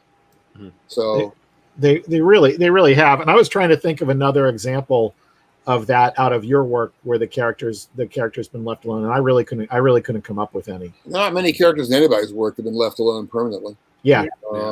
It doesn't happen much. Some stuff, they get left alone for a while. there are still people on the web who are crabby about the way I treated was it Captain Marvel, the black woman who was in the Avengers. Right. Roger Stern had invented. I think he'd invented her. Yeah. And I wrote her out of the book. And I wrote her out in a cruel fashion, largely because those are better stories. You know, people say, well, why don't you just have her, you know, pick up her bags and walk out and go somewhere else or something? And I think, oh, that'd be a fabulous story. Yeah, look, here's my suitcase. Let me load it up with my stuff and I'll be gone. And then, yeah, I don't think so. Quite the dramatic tension. But the deal with that, you know, they shouldn't reappear for a long time. And there were a couple of guys over in the CBR boards who every so often would grouse about that, castigate me, and just and you know, I'm thinking, isn't like 30 years kind of stale dating this at this point, really? But I understand you invest in these characters and you love them and you're unhappy when they get treated like that. I get that too. But I also understand, my feeling is, I could be wrong about this, but my feeling is if somebody else had loved that character, they could have brought her back. Any character can be brought back. Just ask Wheezy about what she does when she kills characters. Oh, I never kill anybody that I don't know how I'm going to bring them back. Really? Well, I don't own them, for one thing. You know, they're intellectual properties that are somebody else's property. And if you love characters, you know, you're going to bring them back. I can't believe that Magic was left alone for so long. And she was left alone for 30 or 40 years, and she was a great character. Yeah, that's a very good point. I guess Billy forgot to pay his electric bill. Yeah, he's going to be right back. Now, here's a question that came from Kevin Freer, a longtime viewer of the show. I know you two worked on X Factor together, but have you ever tried to develop a creator-owned series together? Give the Peonies a run for their money. No, not really. We never did. No, We've been too busy. That's probably true. I mean, we just have a lot of work. I'm happy to do work for hire. I'm happy to do work I own myself. Had a lot of stories I wanted to tell with characters that existed. I don't mind having worked in those fields most of the time. So no, it's really, I've been going back to characters who die. It's probably a little like Darth Vader. You create a character like Darth Vader, and if he dies, it's hard not to bring him back. So, you know, his ghost shows up at the end. You know, it's like George Lucas gets to have his cake and eat it too. He gets to kill Darth Vader, but keep like the noble guy. I'm thinking, noble guy? This guy's partly responsible for the deaths of millions of people. He saves his son, and that's enough? Yeah. Now, that's a whole different discussion. I'm not going to go there. Other than that, it's like, come on, really? And hey man, you're allowed to talk Star Wars, man. You got the background to do Star Wars. Well, years and years ago, after Frank invented Elektra, he was having dinner at our house one night, our apartment in the city one night, and he was talking about Elektra, and he was chortling over the fact that he was going to kill her in the comic and never bring her back. And we kind of thought to ourselves, yeah, how long is that going to last? Yeah. And I don't know how long it did last, but it wasn't that long. So it's hard to kill characters you love and not bring them back. Yeah. Manhunter was kind of a special case for me and for Archie. Both of us felt that we had done really good work with that character. We'd given him a kind of a fiery send-off. And of course, even when Archie went back to work for DC wanted us to do a new Manhunter story so they could reprint the originals and then print a new story. And we thought about it, but we really couldn't think of a story. Neither one of us wanted to do one of these things where, oh yeah, chapter 5, page 4, between panels 7 and 8, this is what happened in that story. You know, between those panels. Like, I don't think so. And then one day Archie called me to his office at DC and said he'd had an idea that might work. And we sat around for 2 hours, kind of the way we had, 40 years earlier, talking about Manhunter and about a story possibility and developing it into a plot. Originally, it was going to be an 8-page story, like the chapters. And we got the plot squared away. And I said, great. And we're going to do it. Well, we did the later work in that. It was all done Marvel style, which is to say we got a plot together. I penciled it, gave it to Archie. He scripted it, came back to me, and I inked it. We got lettered, and then I inked it. And in this case, Archie had been ill with lymphoma for 8 years, I think, or thereabouts. And he died before I could get the layouts done. They sat around for 2 or 3 months, and then he was gone. I felt like an idiot, but there was nothing I could do about that. In Archie's case, he had been ill for so long that we were all stunned, but we weren't shocked by what had happened. Yeah. And so the story I thought, well, screw. I'm just, that book for me, that character for me was the two of us working together. Without Archie, I did not want to write the dialogue to make the story. And I didn't want to do it with anybody else either. There's some other great writers out there. I'm not doing it with them. Mm-hmm. And about 3 months later, talking to Louise one day, and this is, as I've said elsewhere, one of the advantages of living with one of comic books' finest editors is that we were talking about it one day. I was just, kind of crabbing about the fact that I hadn't done it, hadn't gotten the script. And she said, well, maybe you could do it as a silent story. Oh. Not have any words in it. Mm-hmm. And I thought, well, let me think about that. And so I began thinking about it. I talked to DC. They said, if you can do it, we'll print it. And so they gave me Denny O'Neil as the editor. I tried drawing it out as a silent story. Of course, it was much longer than 23 pages instead of 8, because no words. And it took me about 4 tries. I would do the 3 or 4 pages. Pacing wouldn't feel right. I'd throw those out, start over again. And after about 4 tries, I finally felt I could keep going and work the whole thing out. And in the end, I did do a silent story. I cheated slightly. There's at least one spot where a guy's opening a newspaper and it's got a headline in it or something like that. And there's one panel where it says Gotham City Limits. And so that was important in the story. And I had to work out some ways that some stuff that normally you'd explain in a balloon had to be shown in some way. Mm-hmm. But I finished the story, and Klaus Janson colored it. He had colored the original Baxter reprint of that book in '83, and DC published it as a complete unit. I don't know if it's going to happen now or not with the shutdown from COVID, but there are plans. They did announce, again, I don't know if it's going to happen, but they were going to reprint all that stuff in a hardcover early next year. I know they've cut back an awful lot of stuff these days, so I don't know if that's going to happen or not. But at least I got the story done. So Archie and I got our last story published, which was nice. Wonderful. Mm-hmm. Wow. Incredible. And then we got one, and for Wheezy, I mean, here's a cover we enjoy. Yeah. That's going to be engraved on my tombstone. Yeah, I'm going to make sure. How beautiful, too. Yeah. Immortalized forever. Yes, I know it's not a story of your creativity or your experiences, but, how did this come about? It is one of the greatest comic covers of all time, There you go. I got lucky. I lived in the same apartment building that Bernie did. And Bernie and Mike Kaluta and Jeff Jones, who I was married to at the time, and because those 3 were going through a phase where they were working from photographs. I don't know, what brought this on. And they decided to photograph the Swamp Thing story, and then Bernie would work for the photos. So, I was the beautiful female in distress. And if you look at the actual story, Kaluta is the bad. Kaluta's the evil guy. He's like, like with the mustache and stuff. And I think Bernie is the hero.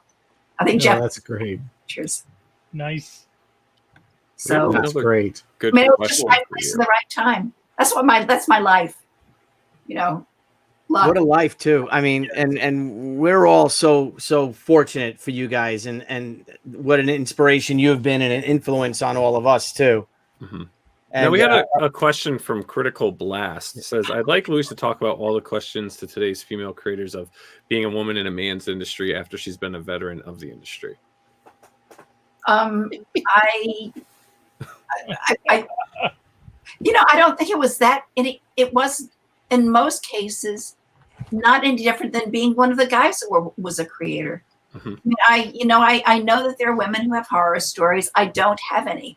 I mean, the worst thing, I guess, that ever happened to me, to Jim Warren said, I went in to tell him I wanted to be the editor of the Warren books when Bill Dubay left. And Warren said, girls can't edit horror comics. This is like 1970. It was, yeah, it was or 78. years ago. Or It early didn't, 76. and I'm sure it didn't hurt you to be married to a Hell's Angel. With the man in the center in the Well, I don't think terrified people. Look at him. We had just begun to date when Wheezy got the gig at Warren. Mm-hmm. I mean, what I did with Warren was I said, look, you know, I want to be the editor. I'll edit the books for 6 months on an assistant salary without an assistant, and I'll get everything on schedule. Wow. And he's not stupid, right? Because I see the dollar signs going, sure, go ahead. So I did. I mean, eventually, he gave me raises, of course, and made me a vice president and stuff. But that was kind of sweet. And I know that there were maybe a couple of editors at Marvel who were kind of horrified at the thought of my getting anywhere near the real Marvel characters. Like, Yeah, really. Oh, really? so they gave me the X-Men, and I was, oh, poor me, you know, life is hard. So, I mean, I had no problem with any of it. You know, I had a great life in comics. Mm-hmm. That's really cool. I mean, it may be, we don't know. It may be that because there were so few women in comics at the time, maybe they weren't viewed as a threat in any way, or they weren't taking jobs away from guys. I don't really know. This is beyond my pay grade. But you know, Wheezy never came home and said, "Oh, I've had this terrible problem." Everybody was lovely, actually. Yeah, I thought it was funny when people were when a specific editor was. I could tell he was horrified at the thought of my getting anywhere near real Marvel characters. He made me laugh. So she turned the X-Men to the best-selling Marvel book. Oh yeah. Life is hard. You know, that was a transformational period if you think about it, because the X-Men was never the lead book at Marvel. Oh, and I mean, it had been out of all the superhero books, it had been a reprint book and then canceled and then brought back as the new X-Men. Mm-hmm. And it started getting traction. And who was the editor before you? Roger Stern? Yes, I think that's right. Okay. No, Scala also. Okay, all right, sure. Okay. And then it's building into this powerhouse. Did you guys get that when it was going on? Did you have a sense? Did the sales go up? Was that all happening, or what did it feel like on the inside of that going on? I guess is what I'm trying to say. It was. I mean, we knew that we had a really, really good book, and and with the Phoenix Saga, that was building. It was also building a readership. I mean, Chris and John Byrne were really good together. They worked. They made some really good stories. Mm-hmm. So I mean, we all knew that it was. I don't know. Like it was kind of a phenomenon. I think that once Phoenix died, that really pushed it over the top. But it was right up there at the top. Yeah. For a while. It really became the Marvel franchise for a time, I think. Oh, sure. It became bigger though than that. I mean, you hit a point where X-Men. I remember some comic book readers. You know, some of them even forgot that the X-Men was Marvel. You know, and it's X-Men became bigger than Marvel. Yeah. I mean, to the point you had X-Men versus Marvel. I mean, it was just what you guys created was just beyond Marvel, and you really did kind of took like the redheaded stepchild of comic characters and just really brought it to a forefront, and it blew up into something that it really is still relevant today, especially to the 80s and 90s readers. I mean, you shaped our comic culture. It's a lot of pressure. Yeah, really. It made just doing their job. They're just doing their job. Important the creators on a book are, and the right creator on the right book. And sometimes you just get magic. Yeah. And I think that was what, I mean, Chris was, I think, the heart of that book. He worked with a lot of different artists, and the sales just kept building. I thought when Byrne quit that, I had killed the book, but and then I was going to get my ass booted out of that company. But then Dave came back, and then Paul Smith was great, and J.R. Jr. So yeah, it was. But and I think Chris was the glue that held it together. It seems like I will that. add this. I will add this. Louise can tell the story, but I'll tell it in case she doesn't think about it. Which is, I don't know if it's about being a woman in comics, but there are times when being really good, I think whether you're a man or a woman makes a difference. And one of the things that happened, Weezy and I were living together, actually married by the time she was doing the X-Men, an editor at Marvel. She had a young daughter who was going to school, and so we would get up in the morning, and we'd get Julie off to school, and Weezy gets their stuff together, and she'd get out of the office by, I don't know, 10 o'clock or whatever time it would be, a little late for the openings, maybe 11. And then she would stay late. Had a lot of freelancers in California. The office is a lot quieter after closing. You can get a lot done. There's no distractions. And she could talk to her freelancers in California. And every so often, Jim Galton, who was the head of Cadence Corporation, who owned Marvel and who worked about 3 stories above the Marvel offices. I think on the 9th floor, we were on the 6th, Marvel was on the 6th. He would demand that Marvel employees behave like real employees. Take all this crap off the walls. There'd be a lot of stuff on the walls, caricatures and all sorts of things. Wow, really? Come in at 9, leave at 5, all that stuff. How long do you think this lasted? But go ahead. Until he went back upstairs again, but briefly. And Mike Hobson was the publisher. And Mike had been a publisher, worked at Scholastic, was a really good guy. Mike was a great guy.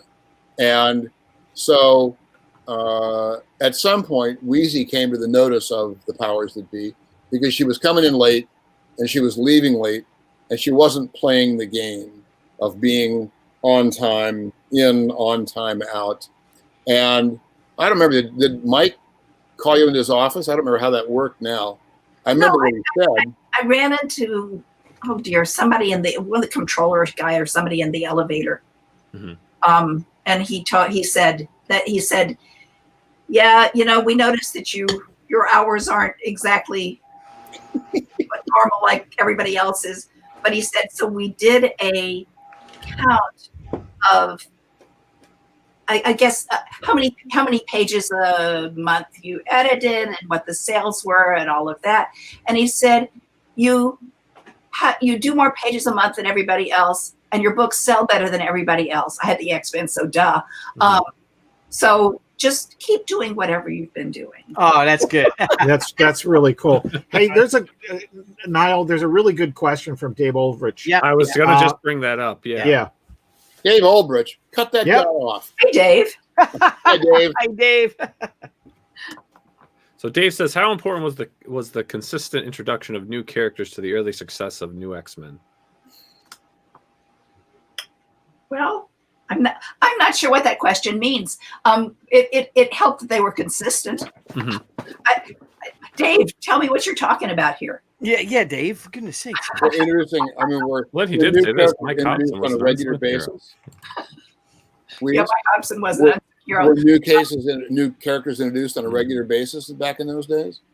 I mean, I think it refreshes a book. I think if you just use the same old guys over and over and over again, without any kind of introduction of new characters, it gets stale. I think that there was a fair amount of that. Obviously the X-Men themselves, when the book restarted, the X-Men themselves, there's a lot of new characters, and it really never stopped. It certainly accelerated when it was Claremont and Byrne, and then didn't stop when Dave Cockrum came back or when Paul Smith came on. So I think maybe that's it. Maybe that's what you mean, Dave. If that's exactly what he said. And the other thing that I thought Chris did really, really well was the character dialogue recapping for somebody that was new. Because you guys were gaining readers, there was inherently new people coming on, and that can be overdone and it can get really tedious. But he did it really well. Yeah, that was part of the what we call shooter proofing.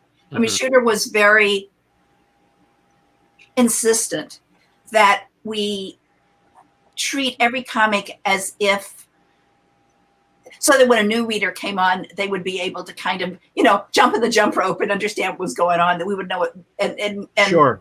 Chris was obviously really good at that. And it got Shooter off his back too. So Here's Dave's reply. So it says it seemed like every few issues a new character would be introduced in New X-Men more than other titles at the time. Maybe.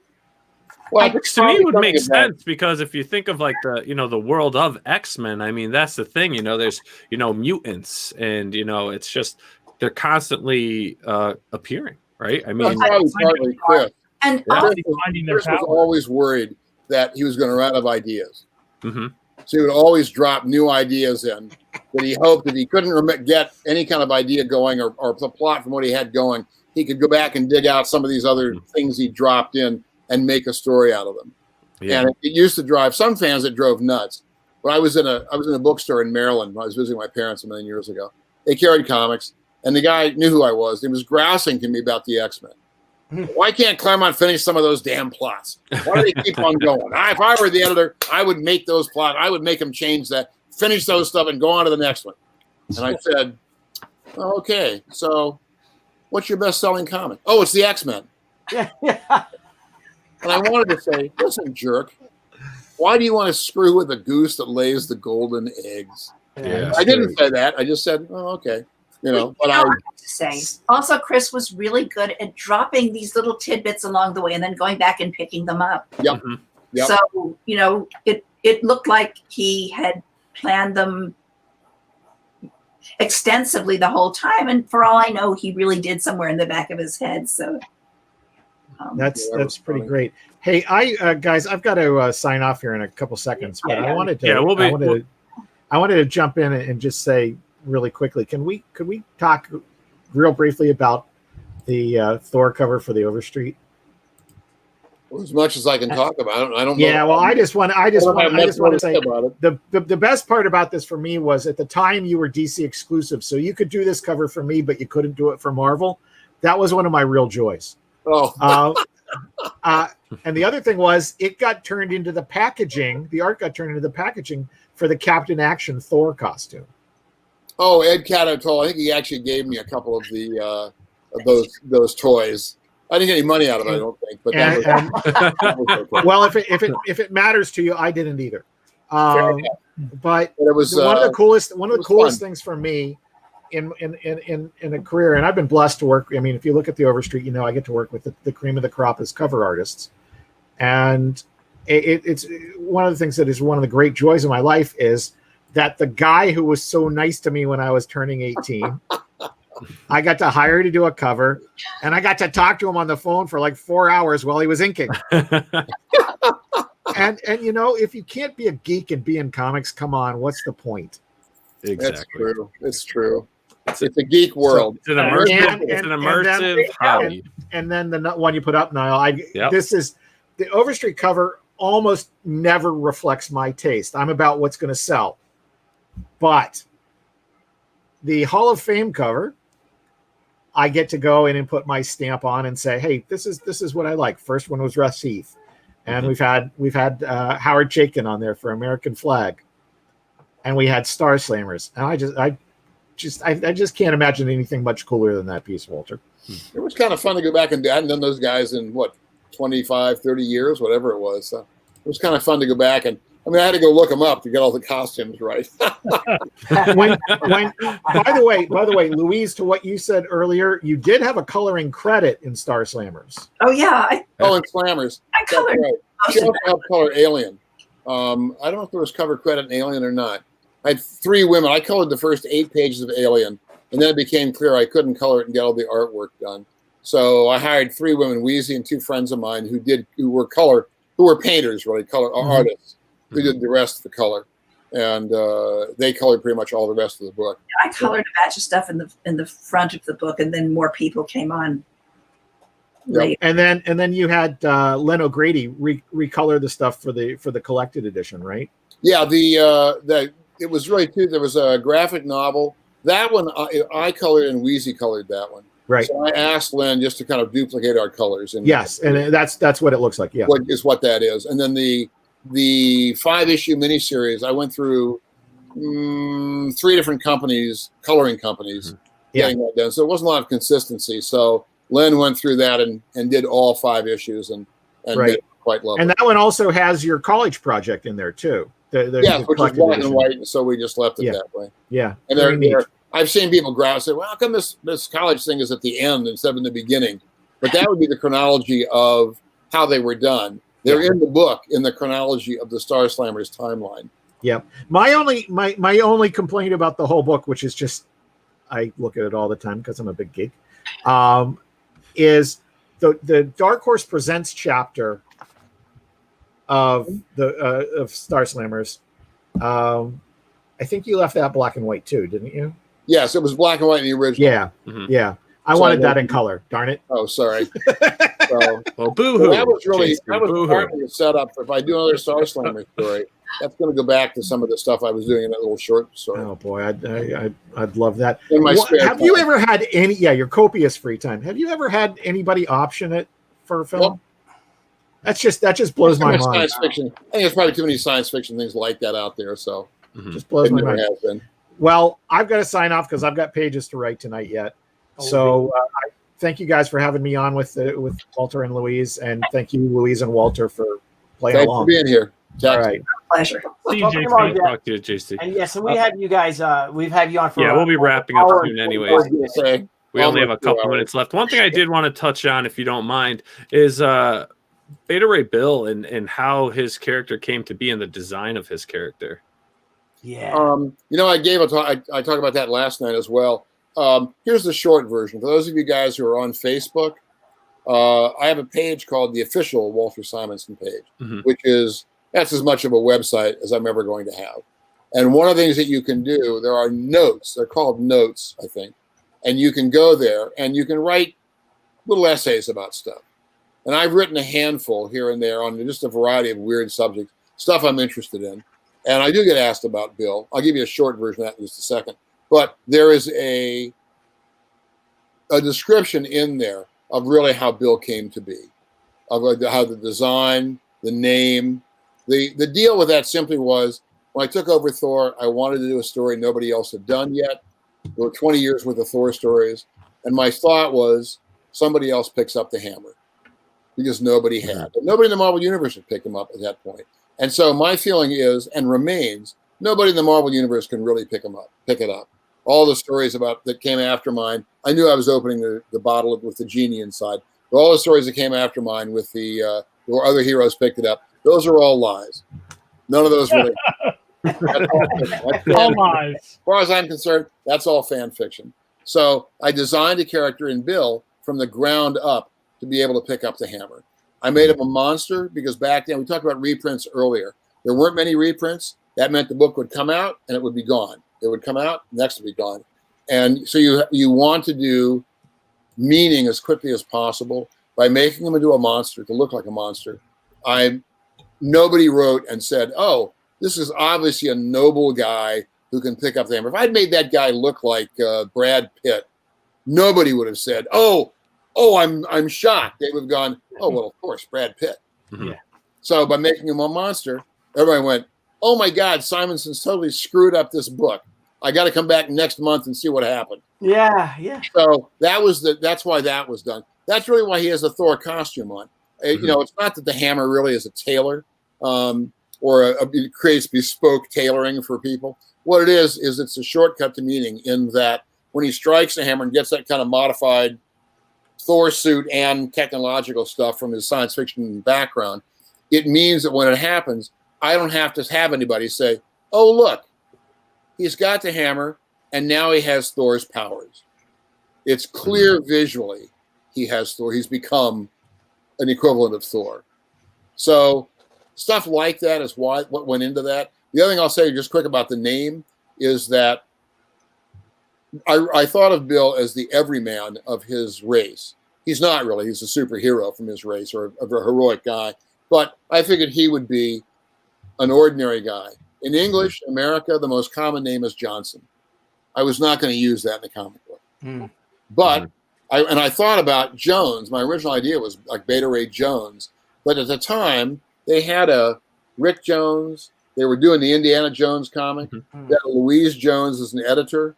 And I thought, I don't want to go there either.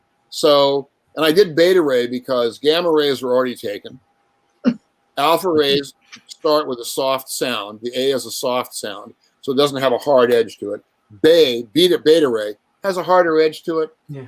Beta rays, I think, are only loose electrons. It's not really very powerful, but it doesn't really matter. This isn't a course in science. It's a course in alliteration. And I love the old Stanley alliterative stuff. So when I was thinking about a common name, I wanted a standard, an average name. So Bill was not really the average guy of his race, but he was the everyman of his race. And that's where Bill came from. So it was Beta Ray Bill. I got that alliteration, and I got a name that was a standard name for America at that time. And that's really where the name came from. And the idea was that you look at him, he has no lips. I don't know if he has a tongue. I've never seen it. And so I don't know what he actually sounds like when he really His teeth. Or his teeth. So I have no idea what his name really is. Clearly, he's not going to say Beta Ray Bill with no lips. All right. But I used to read a lot of science fiction back when I was in high school and in college, in my early years in New York, or old science fiction movies. And they always have guys, they go to foreign alien planets. Everybody talks English. Sometimes they bother to explain it, mostly not. But they have a little box like translator on their belt, or a little thing across here with a little box on it. And when you speak alien, it comes out of the box in English, and vice versa. So my feeling is Beta Ray Bill is as close to English as whatever Bill's real name is when it comes out of that box. I didn't bother explaining it. I didn't bother explaining it in the comic, but that was how I rationalized the name to myself about where that came from. That's awesome. Thanks for sharing that. One of the coolest characters ever created, and that is one of the greatest comic covers of all time. I can just my goodness. Sometimes you catch lightning in a bottle. You almost never expect to. You just do stuff. And then, Walter, weren't covers at the time traditionally drawn with the logo on it, either in the art or actually glued to the art, or was it always over? Were they doing? No, they were. It was mostly pasted down in the art with rubber cement. They had standard logos. They would make stats of them. They would cut the stat around the art that was already there if need be. They would paste it down. I did a Star Wars that Louise was the editor of, and I drew a 55, I think maybe. I'm not sure. There's a big flying creature who kind of goes off the top of the cover. And I really didn't allow for enough room for a logo. The Star Wars logo is pretty big and pretty bold. And I just didn't allow enough room. And Wheezy's idea, I had not seen it before. I don't know if anybody else had done it. I'm not really sure. But because Star Wars is double layered, it's got the two lines of the lettering and then the outline around it. She took the inside of the lettering and threw it out. And she showed the wings of the creature through the Star Wars and colored the outline and that the line that outlined the lettering in a color. Well, the space that outlined the lettering in a color. So you got the logo and you got the image. Yeah. That's cool. You just kept the stroke of everything. But that stuff was all done. Yeah. That was all pasted down on the art. I used to peel them back off again when I got them back because, of course, rubber cement turns paper yellow. Yeah. Full of acid and destroys it. And so I have some little covers that are pretty yellow up at the top anyway. But, did you know that? Did you just know this was going to be such an iconic image? Did you feel, and is that why you put it on to the acetate as opposed, or was it clearly because you wanted to have him breaking through the logo? Well, I just did the acetate so they could have a separate shot of that and drop it onto the original. I didn't really do it. I mean, look, when I did that cover, I had no thought that here, 35 years later, plus 38 years later, I'd be sitting talking to you guys about a drawing I did in 1983. I just didn't. I mean, and nobody does. Maybe some guys have enough ego to figure that's going to happen. I don't know. I certainly don't. Never crossed my mind. Dr. Blevins. Crossed Wheezy's mind. But ultimately, that House of Mystery cover, whatever it is, that's going to be on her tombstone. And when they write her obit, it's going to say model for Bernie Wrightson for the House of whatever. Yeah, maybe she wrote some stuff too. Maybe. Her hair does look fabulous. It looks fab. So you have no idea. Fabulous. And I mean, now I don't know. Now there's so much more. Well, the signal to noise ratio is probably a lot higher now. There's so much more, many more comics, so much more media, all that kind of stuff. So I don't know if you can predict how that's going to come out for you. But mostly when you catch lightning in a bottle, it's just that.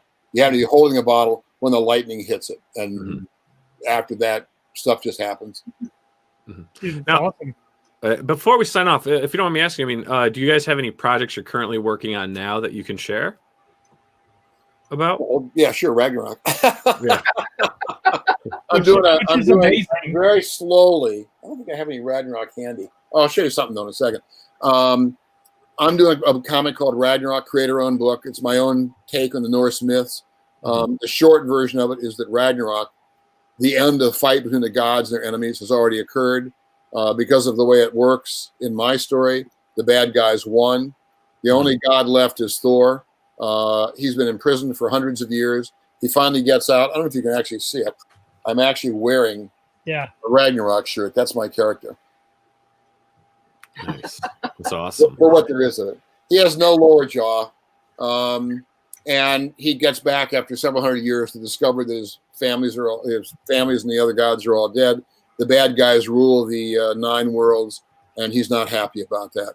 And as long as there is one god left, Ragnarok still continues. So there are 3 arcs. The 3rd arc, last issue, comes out in about 2 months. The Breaking of Helheim. I've done 2 arcs before that. So it'll be 3 arcs complete. I've got several more arcs I would like to do to wrap it all up, but we'll see how that goes. Very cool. Wonderful. And Wheezy, anything Oh gosh, on your plate? I there's a Catwoman, an adaptation of a Catwoman novel that I was working on for DC, which should be out, I don't know, sometime in, whenever these things come out. And I'm doing a project with Jan Gersema, but we was on Webtoons. We pulled it off for a little while just because of technical difficulties. But we'll put it back up somewhere anyway. Was something called King's Ransom, which is a historical fantasy. Oh, fantastic. And, Set in when, honey? Seems to be when is it? What year is it set in? Oh, 1193. Oh, right? wow. Okay. Oh my gosh. We would love to have you. Both on again, because Walter, I really want to talk to you about because I'm a dinosaur fanatic as well. But I'd love to talk to you about that, like maybe a fun thing. I know we want to get to into a retrospective of both your careers and all. And I'd love to have you back on. And again, Louise, too, if you and Jan would like to come on once you get that going. That'd be That would be great. We would love to have you on. And I know we went almost 2 hours. And Well, we can cut it down. I'm gonna give you guys a little tip on our show, okay? Billy will always be like, "We only go about 45 minutes, but really we go 2 hours. It usually goes 2 hours." Well, I'll tell you what. I'm going to do a quick commercial. Here's my commercial. There you go. We'll blow it up. This is up for auction right now on Twitter. Wow. There's a Marvel Comics cover. It's the scene where Darth Vader picks up the Emperor. You can see a skeleton inside his outfit, and he's about to throw him over the that's into the incredible. tubes. It was a variant cover for Marvel. It's up right now for auction for the Boys and Girls Clubs to help them out through Black Lives Matter. And the other thing this was a drawing for Jim Lee. It's a let me get over there. There we are. It's Thor and Beta Ray Bill, and actually down here is the Thor frog. Actually, Nice. It's actually Throg. Yeah. Oh, that's great. That's being auctioned. Let me think. Oh, for comic shops. Jim has started a project where they're raising money. DC's donated a substantial amount of money. There are a bunch of artists of all doing drawings. They're auctioning them off gradually on eBay. We're taking a little bit of a break right now because life is so exciting here in America at the moment. And they need, comics is something else. So when that sorts itself out, Jim figures he'll go back and begin auctioning, and this will be part of that auction as well. So hopefully it'll raise money. They're providing money to comic shops who apply for grants to try and help them get over the hump right now when things are pretty tough. So, and I don't know, we haven't talked about that at all, but I don't know what comics will look like when we kind of open back up again. Well, that's something we really want. We've been talking to several of our other guests about what is the future of comics. What are comic shops going to be like when we do return to normal? So we'd love to even if it's you come on for a segment for 10, 15 minutes, we'd love to hear your thoughts on that. You know, I'm sure anybody else you talk to has a much better idea than I do. I draw comic books. I don't pay much attention to the business end of it.